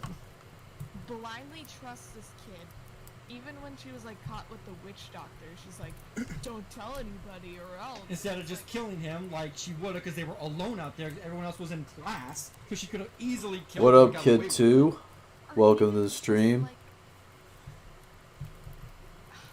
I hope you're enjoying this The only god-awful thing that's audiobook. That's right, zombie fan. Even the title isn't original. You have to specifically search Cruel and Beautiful Cody Lee to find it on Amazon. Because there's a different Cruel and Beautiful by a much more talented author that exists. Like somebody went out of their way to buy this book and leave it and read it on live stream. Oh, man. Mike could not tear his eyes away from hers. Amaris, he said slowly, just what exactly are you? Instead of answering, her gaze hardened. That is no concern of yours, Stalker, she said, her voice cool. All you need to do is help me defeat this monster. She paused as if considering something. If you help me, I will give you a kiss. So, okay, another thing just came to mind. So, this is a universe where authorities can contact monster hunting squads. They have vampire hunting sections. They have basically monster hunting is a mainstay in this universe.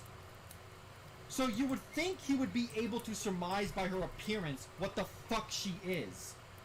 Like you can't tell me that there is it that they're in secret, a la fucking Hellboy, as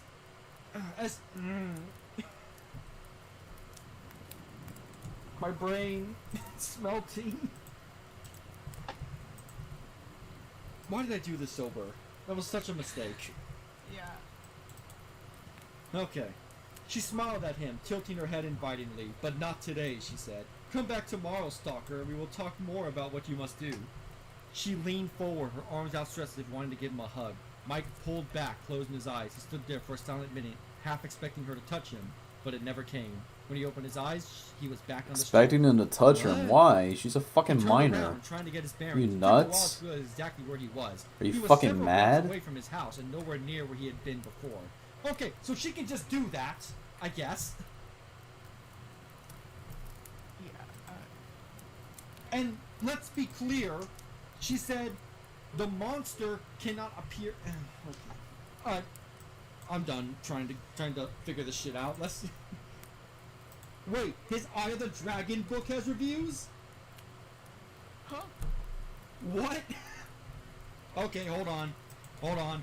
Quick side note. I need to see this. It has 2 reviews. Oh. One gave it a 5-star, another gave it a 1-star. Gee, I wonder who the 5-star is. Hold on. Are they written? There's only. Oh my god. Nope. The only one that has words for it is the 1-star. Worst thing I ever read by Rick Johnson. Thank you, sir. Damn. You're doing God's work. A king. Oh my god. Okay. Where the fuck was I? What in the world had he just fallen into? Once again, Amaris did not show up to school the next day. His friends had grown bored with discussing the possibility of why she kept vanishing, but Mike could not bring himself to explain what had happened. Damn it, the Yeah, Anixia he was buff fucking didn't crazy. show up. He thought of little else all day. Amaris was involved in some dark shit. They had all suspected as such. He was beginning to dread learning just how deep this rabbit hole went. Oh, we're discovering how deep this rabbit hole is going, Harman. It's not the one you want us to learn about. But he also found himself thinking a lot about Amaris and what she must be going through. Having a creature like that out to get you, it must be horrifying. Amaris must have been scared. Man, this server used to be full of people, but now it's just like barely anybody around anymore. What are you talking about? He clenched his leg with his fist.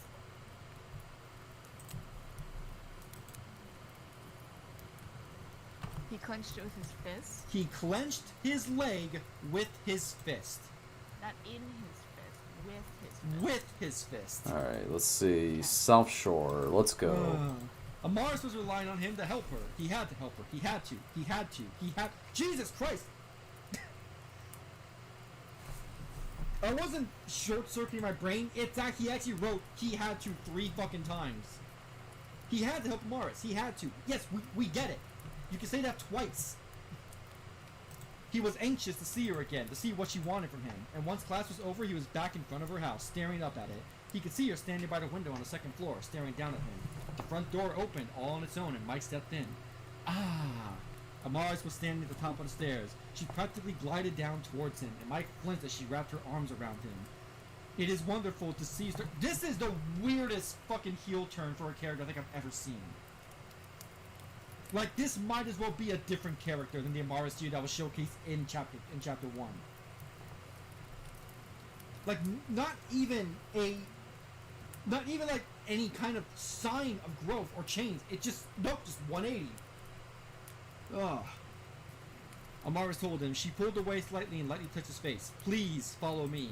Mike did as he was told. He followed her as if in a daze to her kitchen. It was a spotless, shining room. Amaris waved her hand at a nearby chair, and Mike sat down, staring straight ahead. Ugh, excuse me. He had to help her. He had to. He had to help her. He had to. Stop writing like this. What was he to do? What was he to do? What did she need him to do? What did she need him to do? Is he trying to imply that she's hypnotizing him?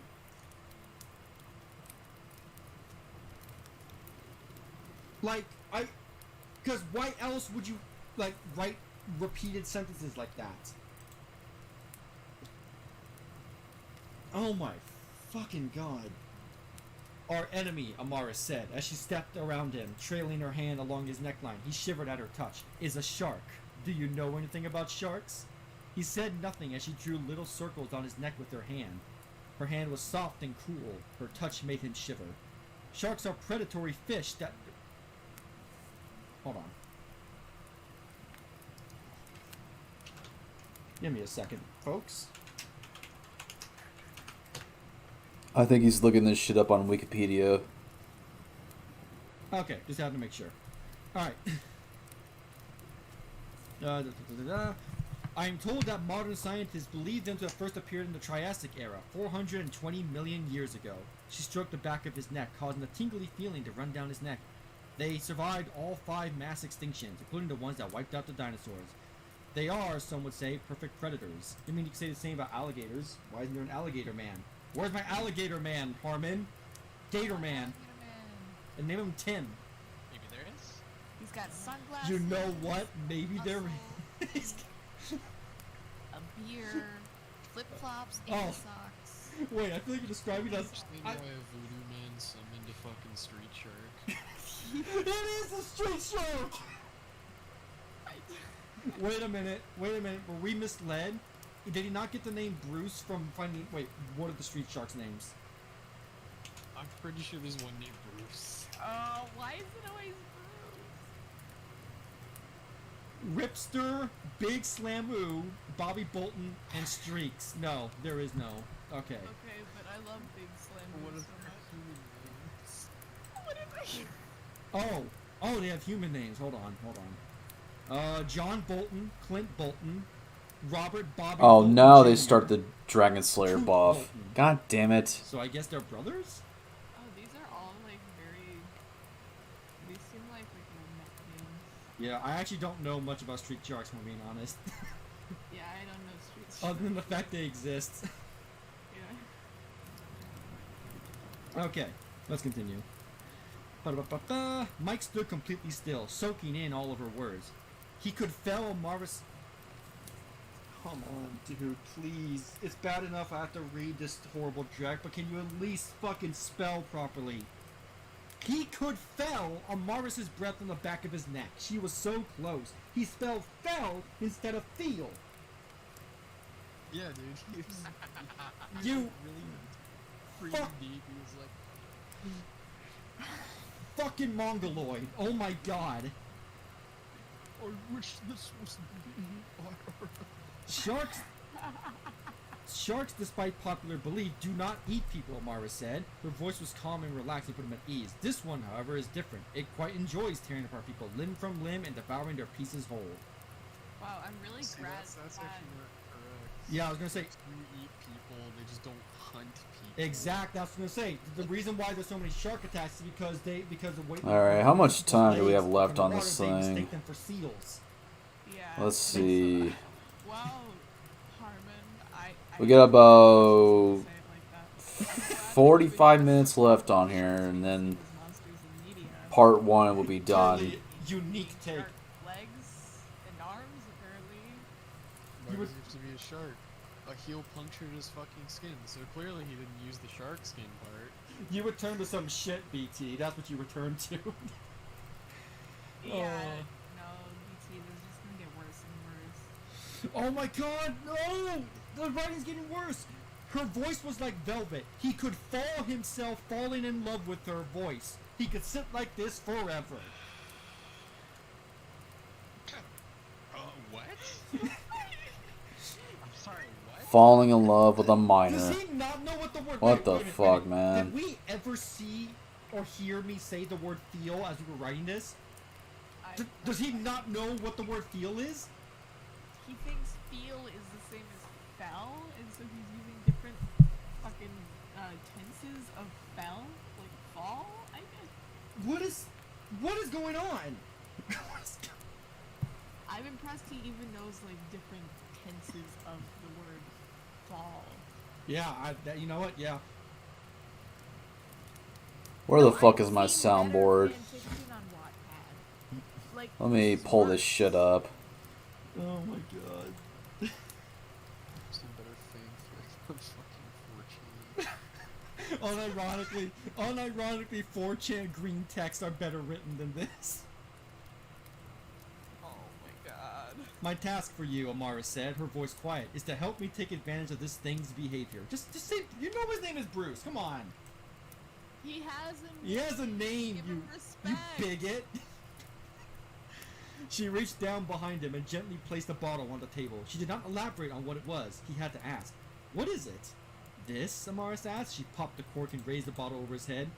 Mike flinched as some kind of liquid slid on his back. Okay, before I go further, let's get betting pools going. What is the liquid she's pouring on him? Taking all bets.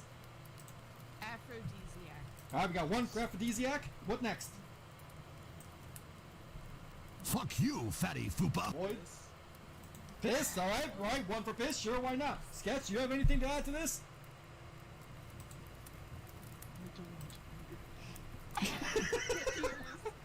Sketches tears. Alright, tears. Piss, tears, and aphrodisiac. Shall we find out what she's fucking... Acid? I hope so. Insect Come, alright, that's 4. Acid, alright. Well, I got some bad news for you. You're all wrong. Amara set the bottle aside and began rubbing it into his skin. Hot sauce. Why? Is she flavoring it? Hot? Very, very potent hot sauce, Amara said. Enough of this would kill a person. You are I would past say a lot redemption. more would kill a shark, don't you? Yes, no. You are past redemption. I don't think that's how it works, you dumb bitch. It's not poison, it's hot sauce. Look, bitch, He's going to kill him with hot sauce. Look, being Hispanic, I have consumed any Hot sauce? hot sauce over my The years fuck? living, and I'm still alive. So I don't think hot sauce is gonna do anything to a mutant man shark apart from give him a slight burning mouth. Forget that he's magic with Oh yeah, so it might not even do anything. You're right. He's fucking magical. I forgot. We have someone dying in chat. Oh no, BT, no! Oh my fucking god. BT, protect the pilot. Come on, No. man. Pray for BT. Oh no. Mike bent his head and allowed her to do this. Something was very wrong. He should have been panicking, but something about the way she was treating him made him unable to even move. He didn't want to move. Amaris, he noticed faintly, rubbed the hot sauce all over his body. How did you notice faintly? No, Rubbing the yeah, hot it's sauce supposed over to his be like body? a The solution fuck's to going on here? misogyny. Oh, give it a second. I bet you it will. I What bet in you the it will. fuck is going Other on than a here? small round spot on the side of his neck. After several minutes of lathering him up, Amari stood, washed her hands in the kitchen sink. Mike sat there, staring straight ahead. What is going on? He rasped. Amari looked back at him, considering his words. You're hot, she said, simply turning away. Mike bent his head, a warm feeling rushing through his chest. It was not long until Amaris rejoined him at the table. Very well, she said slowly. He Then rubbed her this hand over the table. motherfucker in hot Mike did as sauce. he was told. What the Mara smiled fuck? to herself as she straddled him. Wait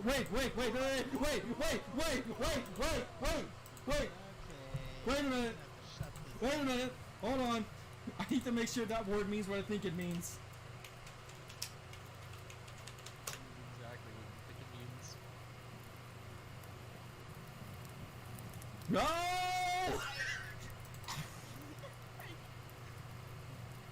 I hate working with these. I wonder if he's gonna stand in the hole, but she's standing in the hole. Yeah, you heard it right. While he's This sleeping. vampire chick rubbed this dude in hot sauce in order for this shark guy to like not eat him.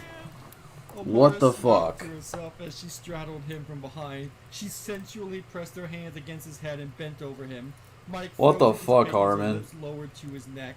He barely registered the sound of the walls shouting to pieces once again, and the street shark staring down at them hungrily.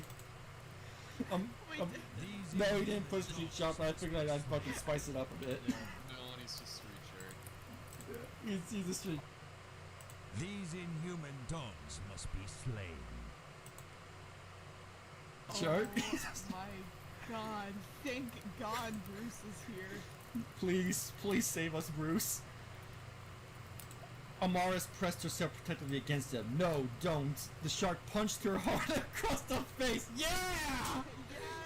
As she went sprawling across the room, she slammed into the counter and slid across it. First actual, like, connected hit. Yes, I think it is. Falling down on the other side. Without a word, the shark grabbed hold of him. Mike barely even struggled. The shark opened its mouth wide, its eyes pressing back into his head, as it brought Mike closer to its rows of sharp teeth, only to stop mid-motion. That smell, he muttered, as he lowered the boy, does not smell appetizing. Oh, fuck off! Oh, come on. I was hoping he was actually gonna be like a Hispanic shark based, likes hot sauce. That would have been amazing. Like, oh, this is delicious. Kills Mike. And Marcy was like, oh, Nice fuck. try, Puka. Oh no, he's a cholo. Oh my god. Oh, this is excellent. He brought his hand back up, and Mike went cartwheeling through the air, landing straight on top of the counter that Amaris had slid over. He gasped in pain at the blow. Suddenly, he began to feel panicked by the situation. What the fuck had he been doing? He had allowed himself to be put in this insane situation? Amaris tried feeding him to a shark. Panicked, he rolled over the counter and fell to the ground. He let out a scream as he fell on top of a hiding Amaris. Off! Mike let out a cry as Amaris shoved him out of the way with surprising strength, slamming his head into the counter. Let a throbbing pain slammed his skull. Okay, so if Amaris, if he's going by standard vampire rules, Amaris is clearly supernaturally strong. So if she threw him with force to the point where he slams his head into a counter, he should be out, right? At the very least, he should be knocked out, if not dead. His entire body was screaming in pain as Amaris darted out from behind the counter. The shark pounced on her, widening his jaws threateningly. Amaris narrowed her eyes. Her entire body shifted into mist. Oh, fuck, he didn't forget! The shark laughed as the cloud of mist surrounded him completely, covering his vision. Mist again? He snorted as Amaris reformed again, staring down at him from above. Have you truly become this weak vampire? You could not even muster the energy to poison me with your own power. Wait, you can do that? Amaris said nothing as she folded her cloak around her and stared at him from above. Mike was groaning in pain by the countertop, so he's awake, so alright. The shark was right. She had not been eating well and was beginning to affect her power. She was going to end this quickly. I see what's happening. Okay. Her eyes fell on the knife sitting by on a counter not far from where Mike had been sitting. Or perhaps she could improvise her original strategy. Mike, my love, she called, her hypnotizing gaze on him. You must take a knife and cut. The shark bent its legs and leapt upward at her. Amaris quickly found herself turning back into mist to escape her grasp. But in this form, she was not able to speak, let alone utilize hypnotism. Okay, so she is hypnotizing him. We do have that confirmation at least. Okay. That makes, thank God, that makes way more sense. Okay, so now she's hypnotizing people. She would have to reform. And try again. Great. The shark had landed and was eyeing her as she reformed, this time on the ground, and stared up at her enemy. It seemed to grin at her as it leered at her. I've never had the pleasure of devouring a vampire, it told her, as it took a step forward. I wonder how you taste. You'll never find out, Amaris told it as her eyes flashed towards Mike. She was unfortunate. Although their eyes met, the pain was simply too much for him to focus on her eyes. If he was healthy, she could have him do whatever she liked, but as he was now, yeah, good job, you fucking idiot. The jaws darted toward her again, and once again she dodged, sidestepping the blow. She was feeling a little lightheaded. The lack of food was starting to get to her. She had been hungry for days now. Her enemy had made a smart move by attacking every time she tried to feed. She was not even fighting at a fraction of her strength. The shark struck out at her with a mighty hand. Amaris grasped as the thing slammed into her face, sending her sprawling. You know there's other words you can use besides sprawling, right, Harman? He obviously does not know them. She's No, so that's a word that he just learned recently. And he thinks it sounds cool, so now he's using it all the time. He's like, oh yeah, this is what real artists, this is what real authors use. She stared upward as the thing's foot slammed down onto her stomach with a force that could have killed the living woman. You could have just said human woman, or normal woman. Why did... Okay. You don't They need have to to- specify. It just could have been. Okay, Harman. Come on now. Amara stared up at it coldly, without even the smallest sign of pain or discomfort. How much pressure can your body take, I wonder? The shark asked her, as it leaned forward. I think it's true. I think Harman actually forgot his name. Because this is weird. Yeah. Its jaws widening over her head, Amaris did not struggle. She stared at the maw of the beast calmly, taking in its many things. Amaris! A small figure slammed itself into the shark. The thing tilted its head to get a better look at its attacker. Mike grimaced as he pulled away, bloody knife in hand. He had stabbed the shark in the back. It stared at him as if unable to believe what he had just tried to do. Mike flinched away from his gaze, turning his gaze down towards Amaris instead. Amaris found her chance. She met his eyes. Mike took another several steps back as he raised the knife in a downward position above his head. He brought it down and impaled his own thigh, sending blood spurting everywhere. The shark stared at it for a while, as if unable to believe it. Blood!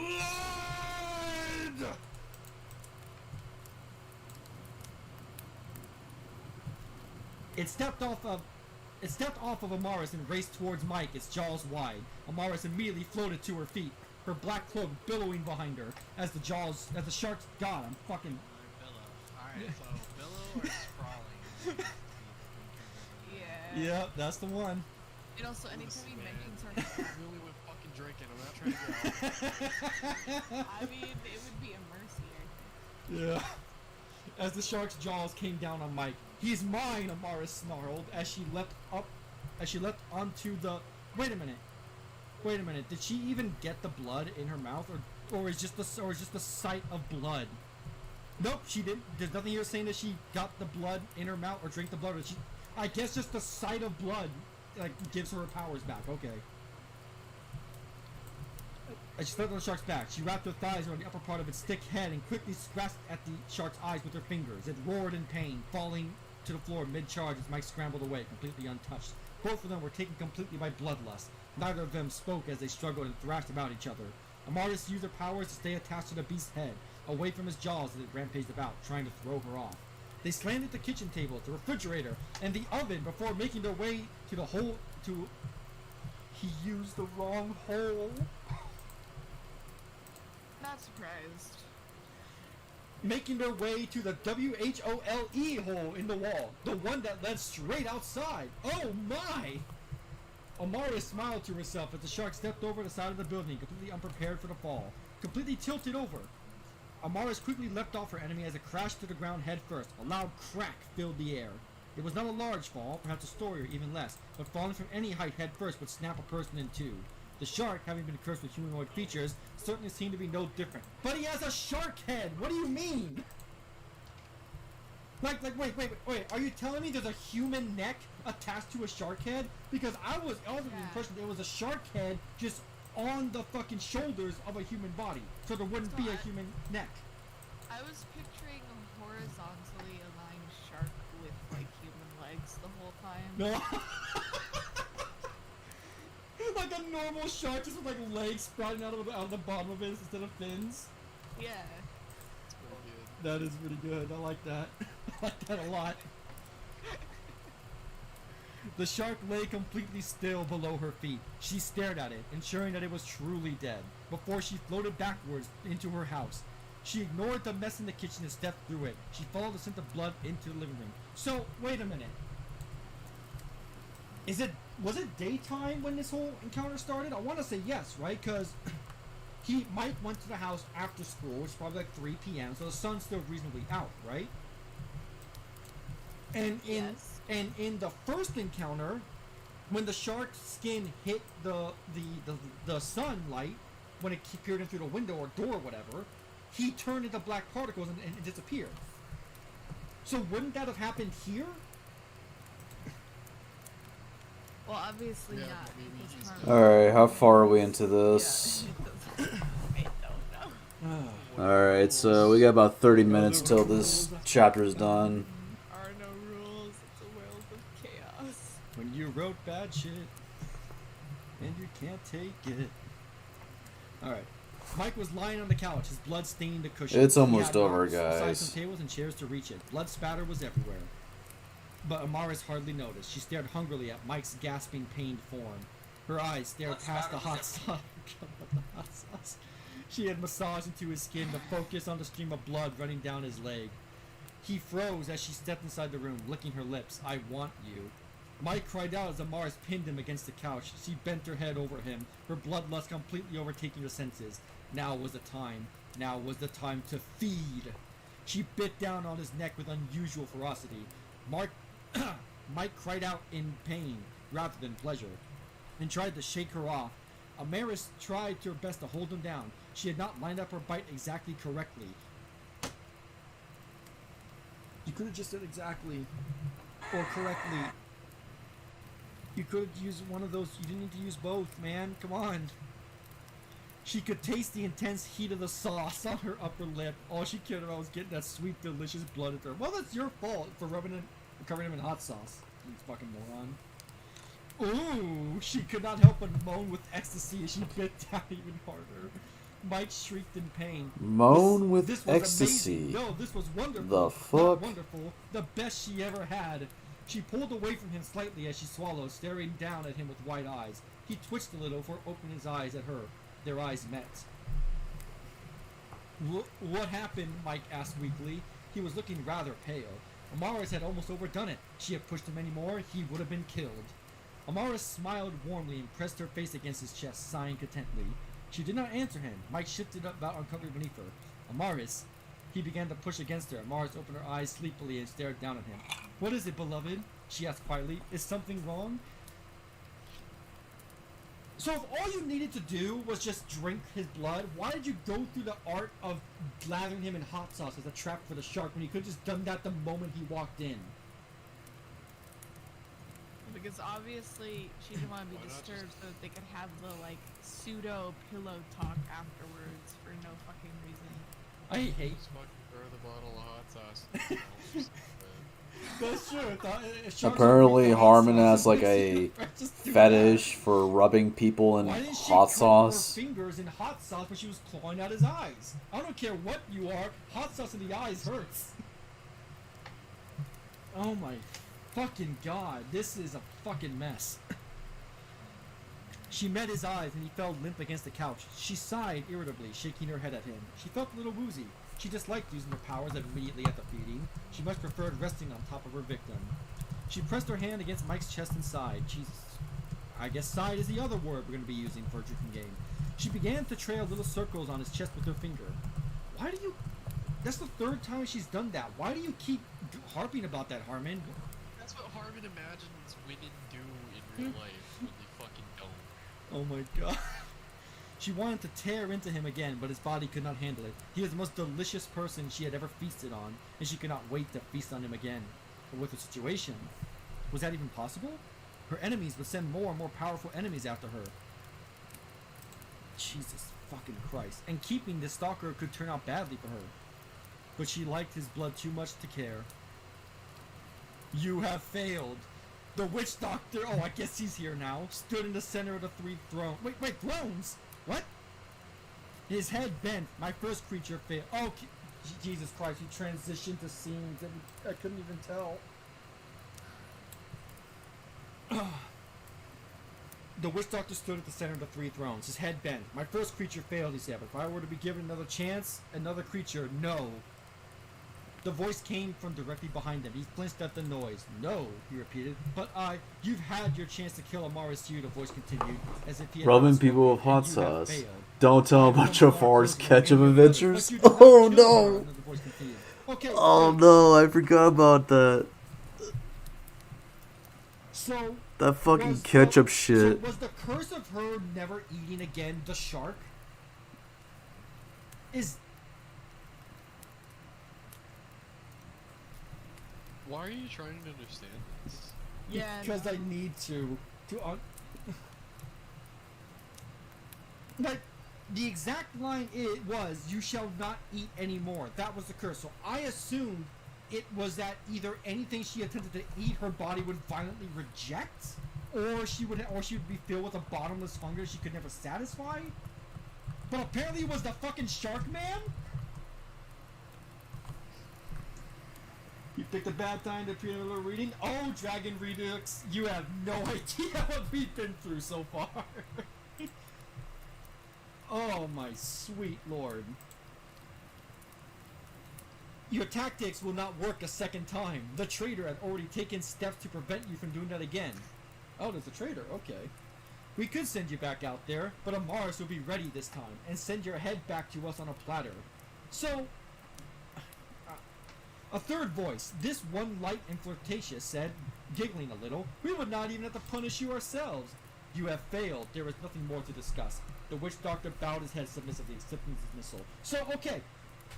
You have someone in your possession who can just create demon monsters to just send after her. Seemingly at will. Why are you throwing him away?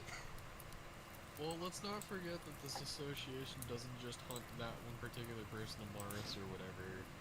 It's literally for any monster fucking mishaps. So, why would failing on one, like no shit, there's God. gonna be failures. I'm so fucking confused. I'm so tired of that fucking story trope where like person fails, therefore they're executed by their overlords. Like, okay, let's continue. Oh, by the way, we scene transitioned again. Mike shuddered. He felt exhausted and worn out. His eyes fluttered open. His arms felt extremely heavy, but he was warm and comfortable. The most warm and comfortable he had been in a long time, in fact. Ah, you're awake. Mike almost jumped, standing there. Across his room and carrying a feather duster stood Amaris. Oh no. Oh no. That's what I want. No! He's running through all the fucking stereotypes. The femme fatale, the distant goth, and now the maid? Oh my god, Harman, what is you doing, my dude? What is you doing? She smiled at him as she stepped up to him, rustling the duster under his chin. You sure have seen better days, beloved, she noted as she sat down on the bedside. Mike stared at her open-mouthed. Amaris? Yes, she said. That's my name, Mike swallowed. Mike swallowed. Christ. She seemed more upbeat and pleasant than he had ever seen her. Are you feeling alright? Yeah, he said, but what are you doing in my room? It took him a while to realize this was certainly not his own room. It was much more bare and looked barely lived in. Yeah! Amaris's lip curled. Behind her, the curtain, which had been shining bright light into the room, suddenly slid shut, casting the room into darkness. Woo. As you now know, she said, I am a vampire. No, actually, he doesn't know that. He was unconscious when you fucking drained him, you moron. Until that moment, Mike had completely forgotten about what had been happening for the past several days, but hearing Amaris spell it out for him just like that brought it all out. So many questions were bursting forward in his skull. But Amaris did not seem to want to give him the time to voice them. Amaris did not seem to want to give him the time to voice them. You could have just said Amaris did not want to give him time to voice them. Or anything else. Once again, it's too wordy, dude. You need to shorten unnecessarily long sentences. I'm sure you and your friends have suspected as much about me in the past. Nope, Amaris said as she tapped her nails against his leg. A monkey could have figured it out. Well, he's also a moron, so there's that. Mike did not want to admit to her that no one he had ever spoken to had seriously speculated that she was a vampire. The worst rumors had gotten was that she assumed she was into drugs and worked as a prostitute. Humans have a tendency to not be aware of the world around them. Then what about the...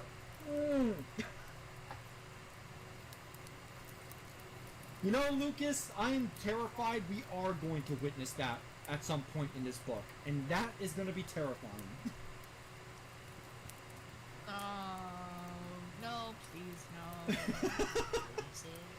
So Lucas I said... do not want to witness Harman try to write a sex scene.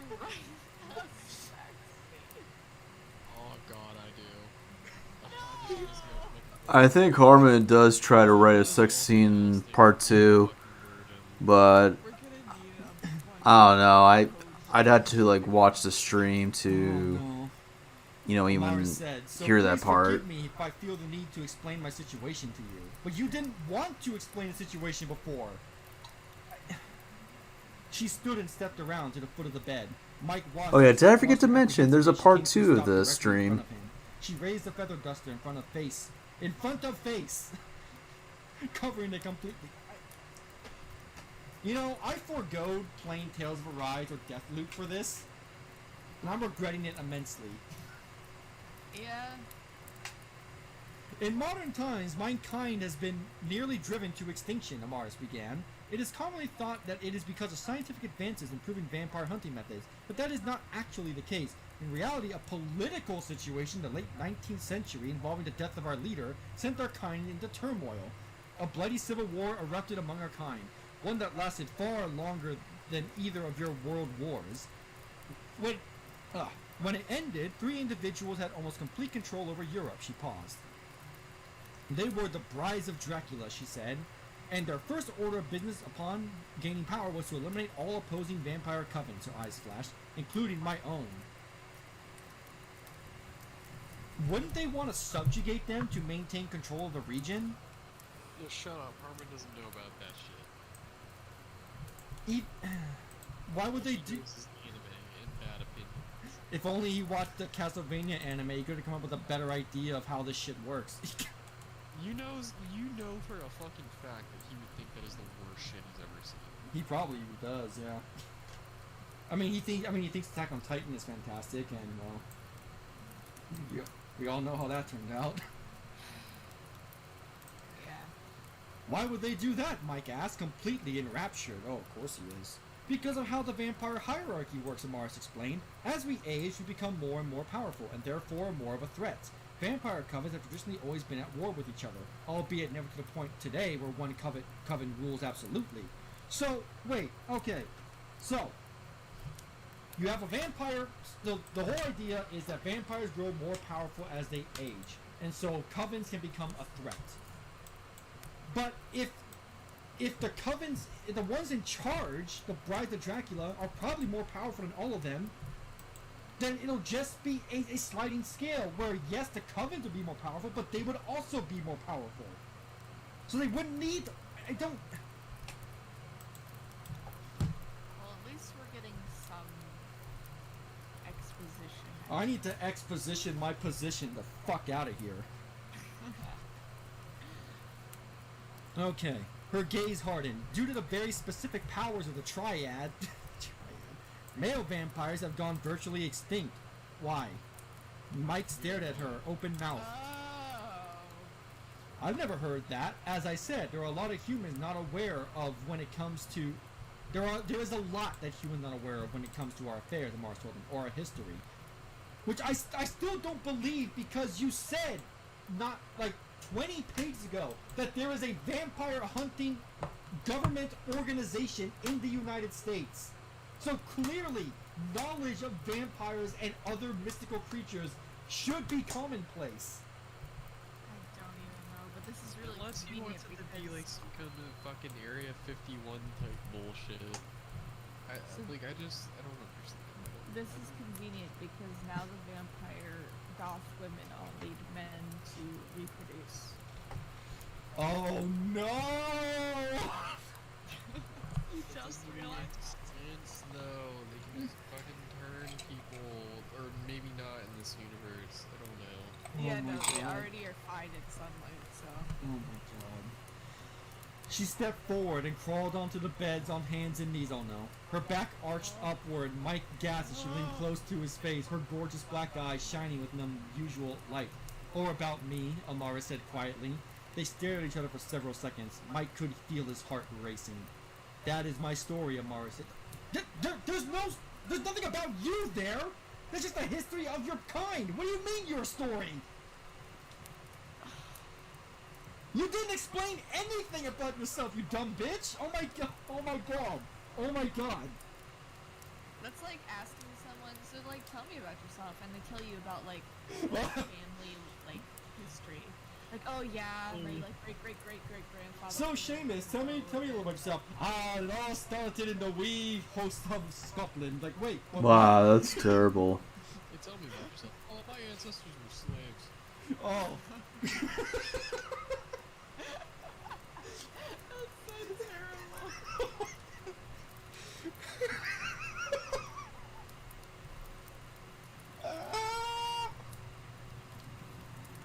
Oh god. Harman Smith's probably should be fucking ashamed of themselves. I would be ashamed. No. Yeah, I want to say that they probably are. Oh my fucking god.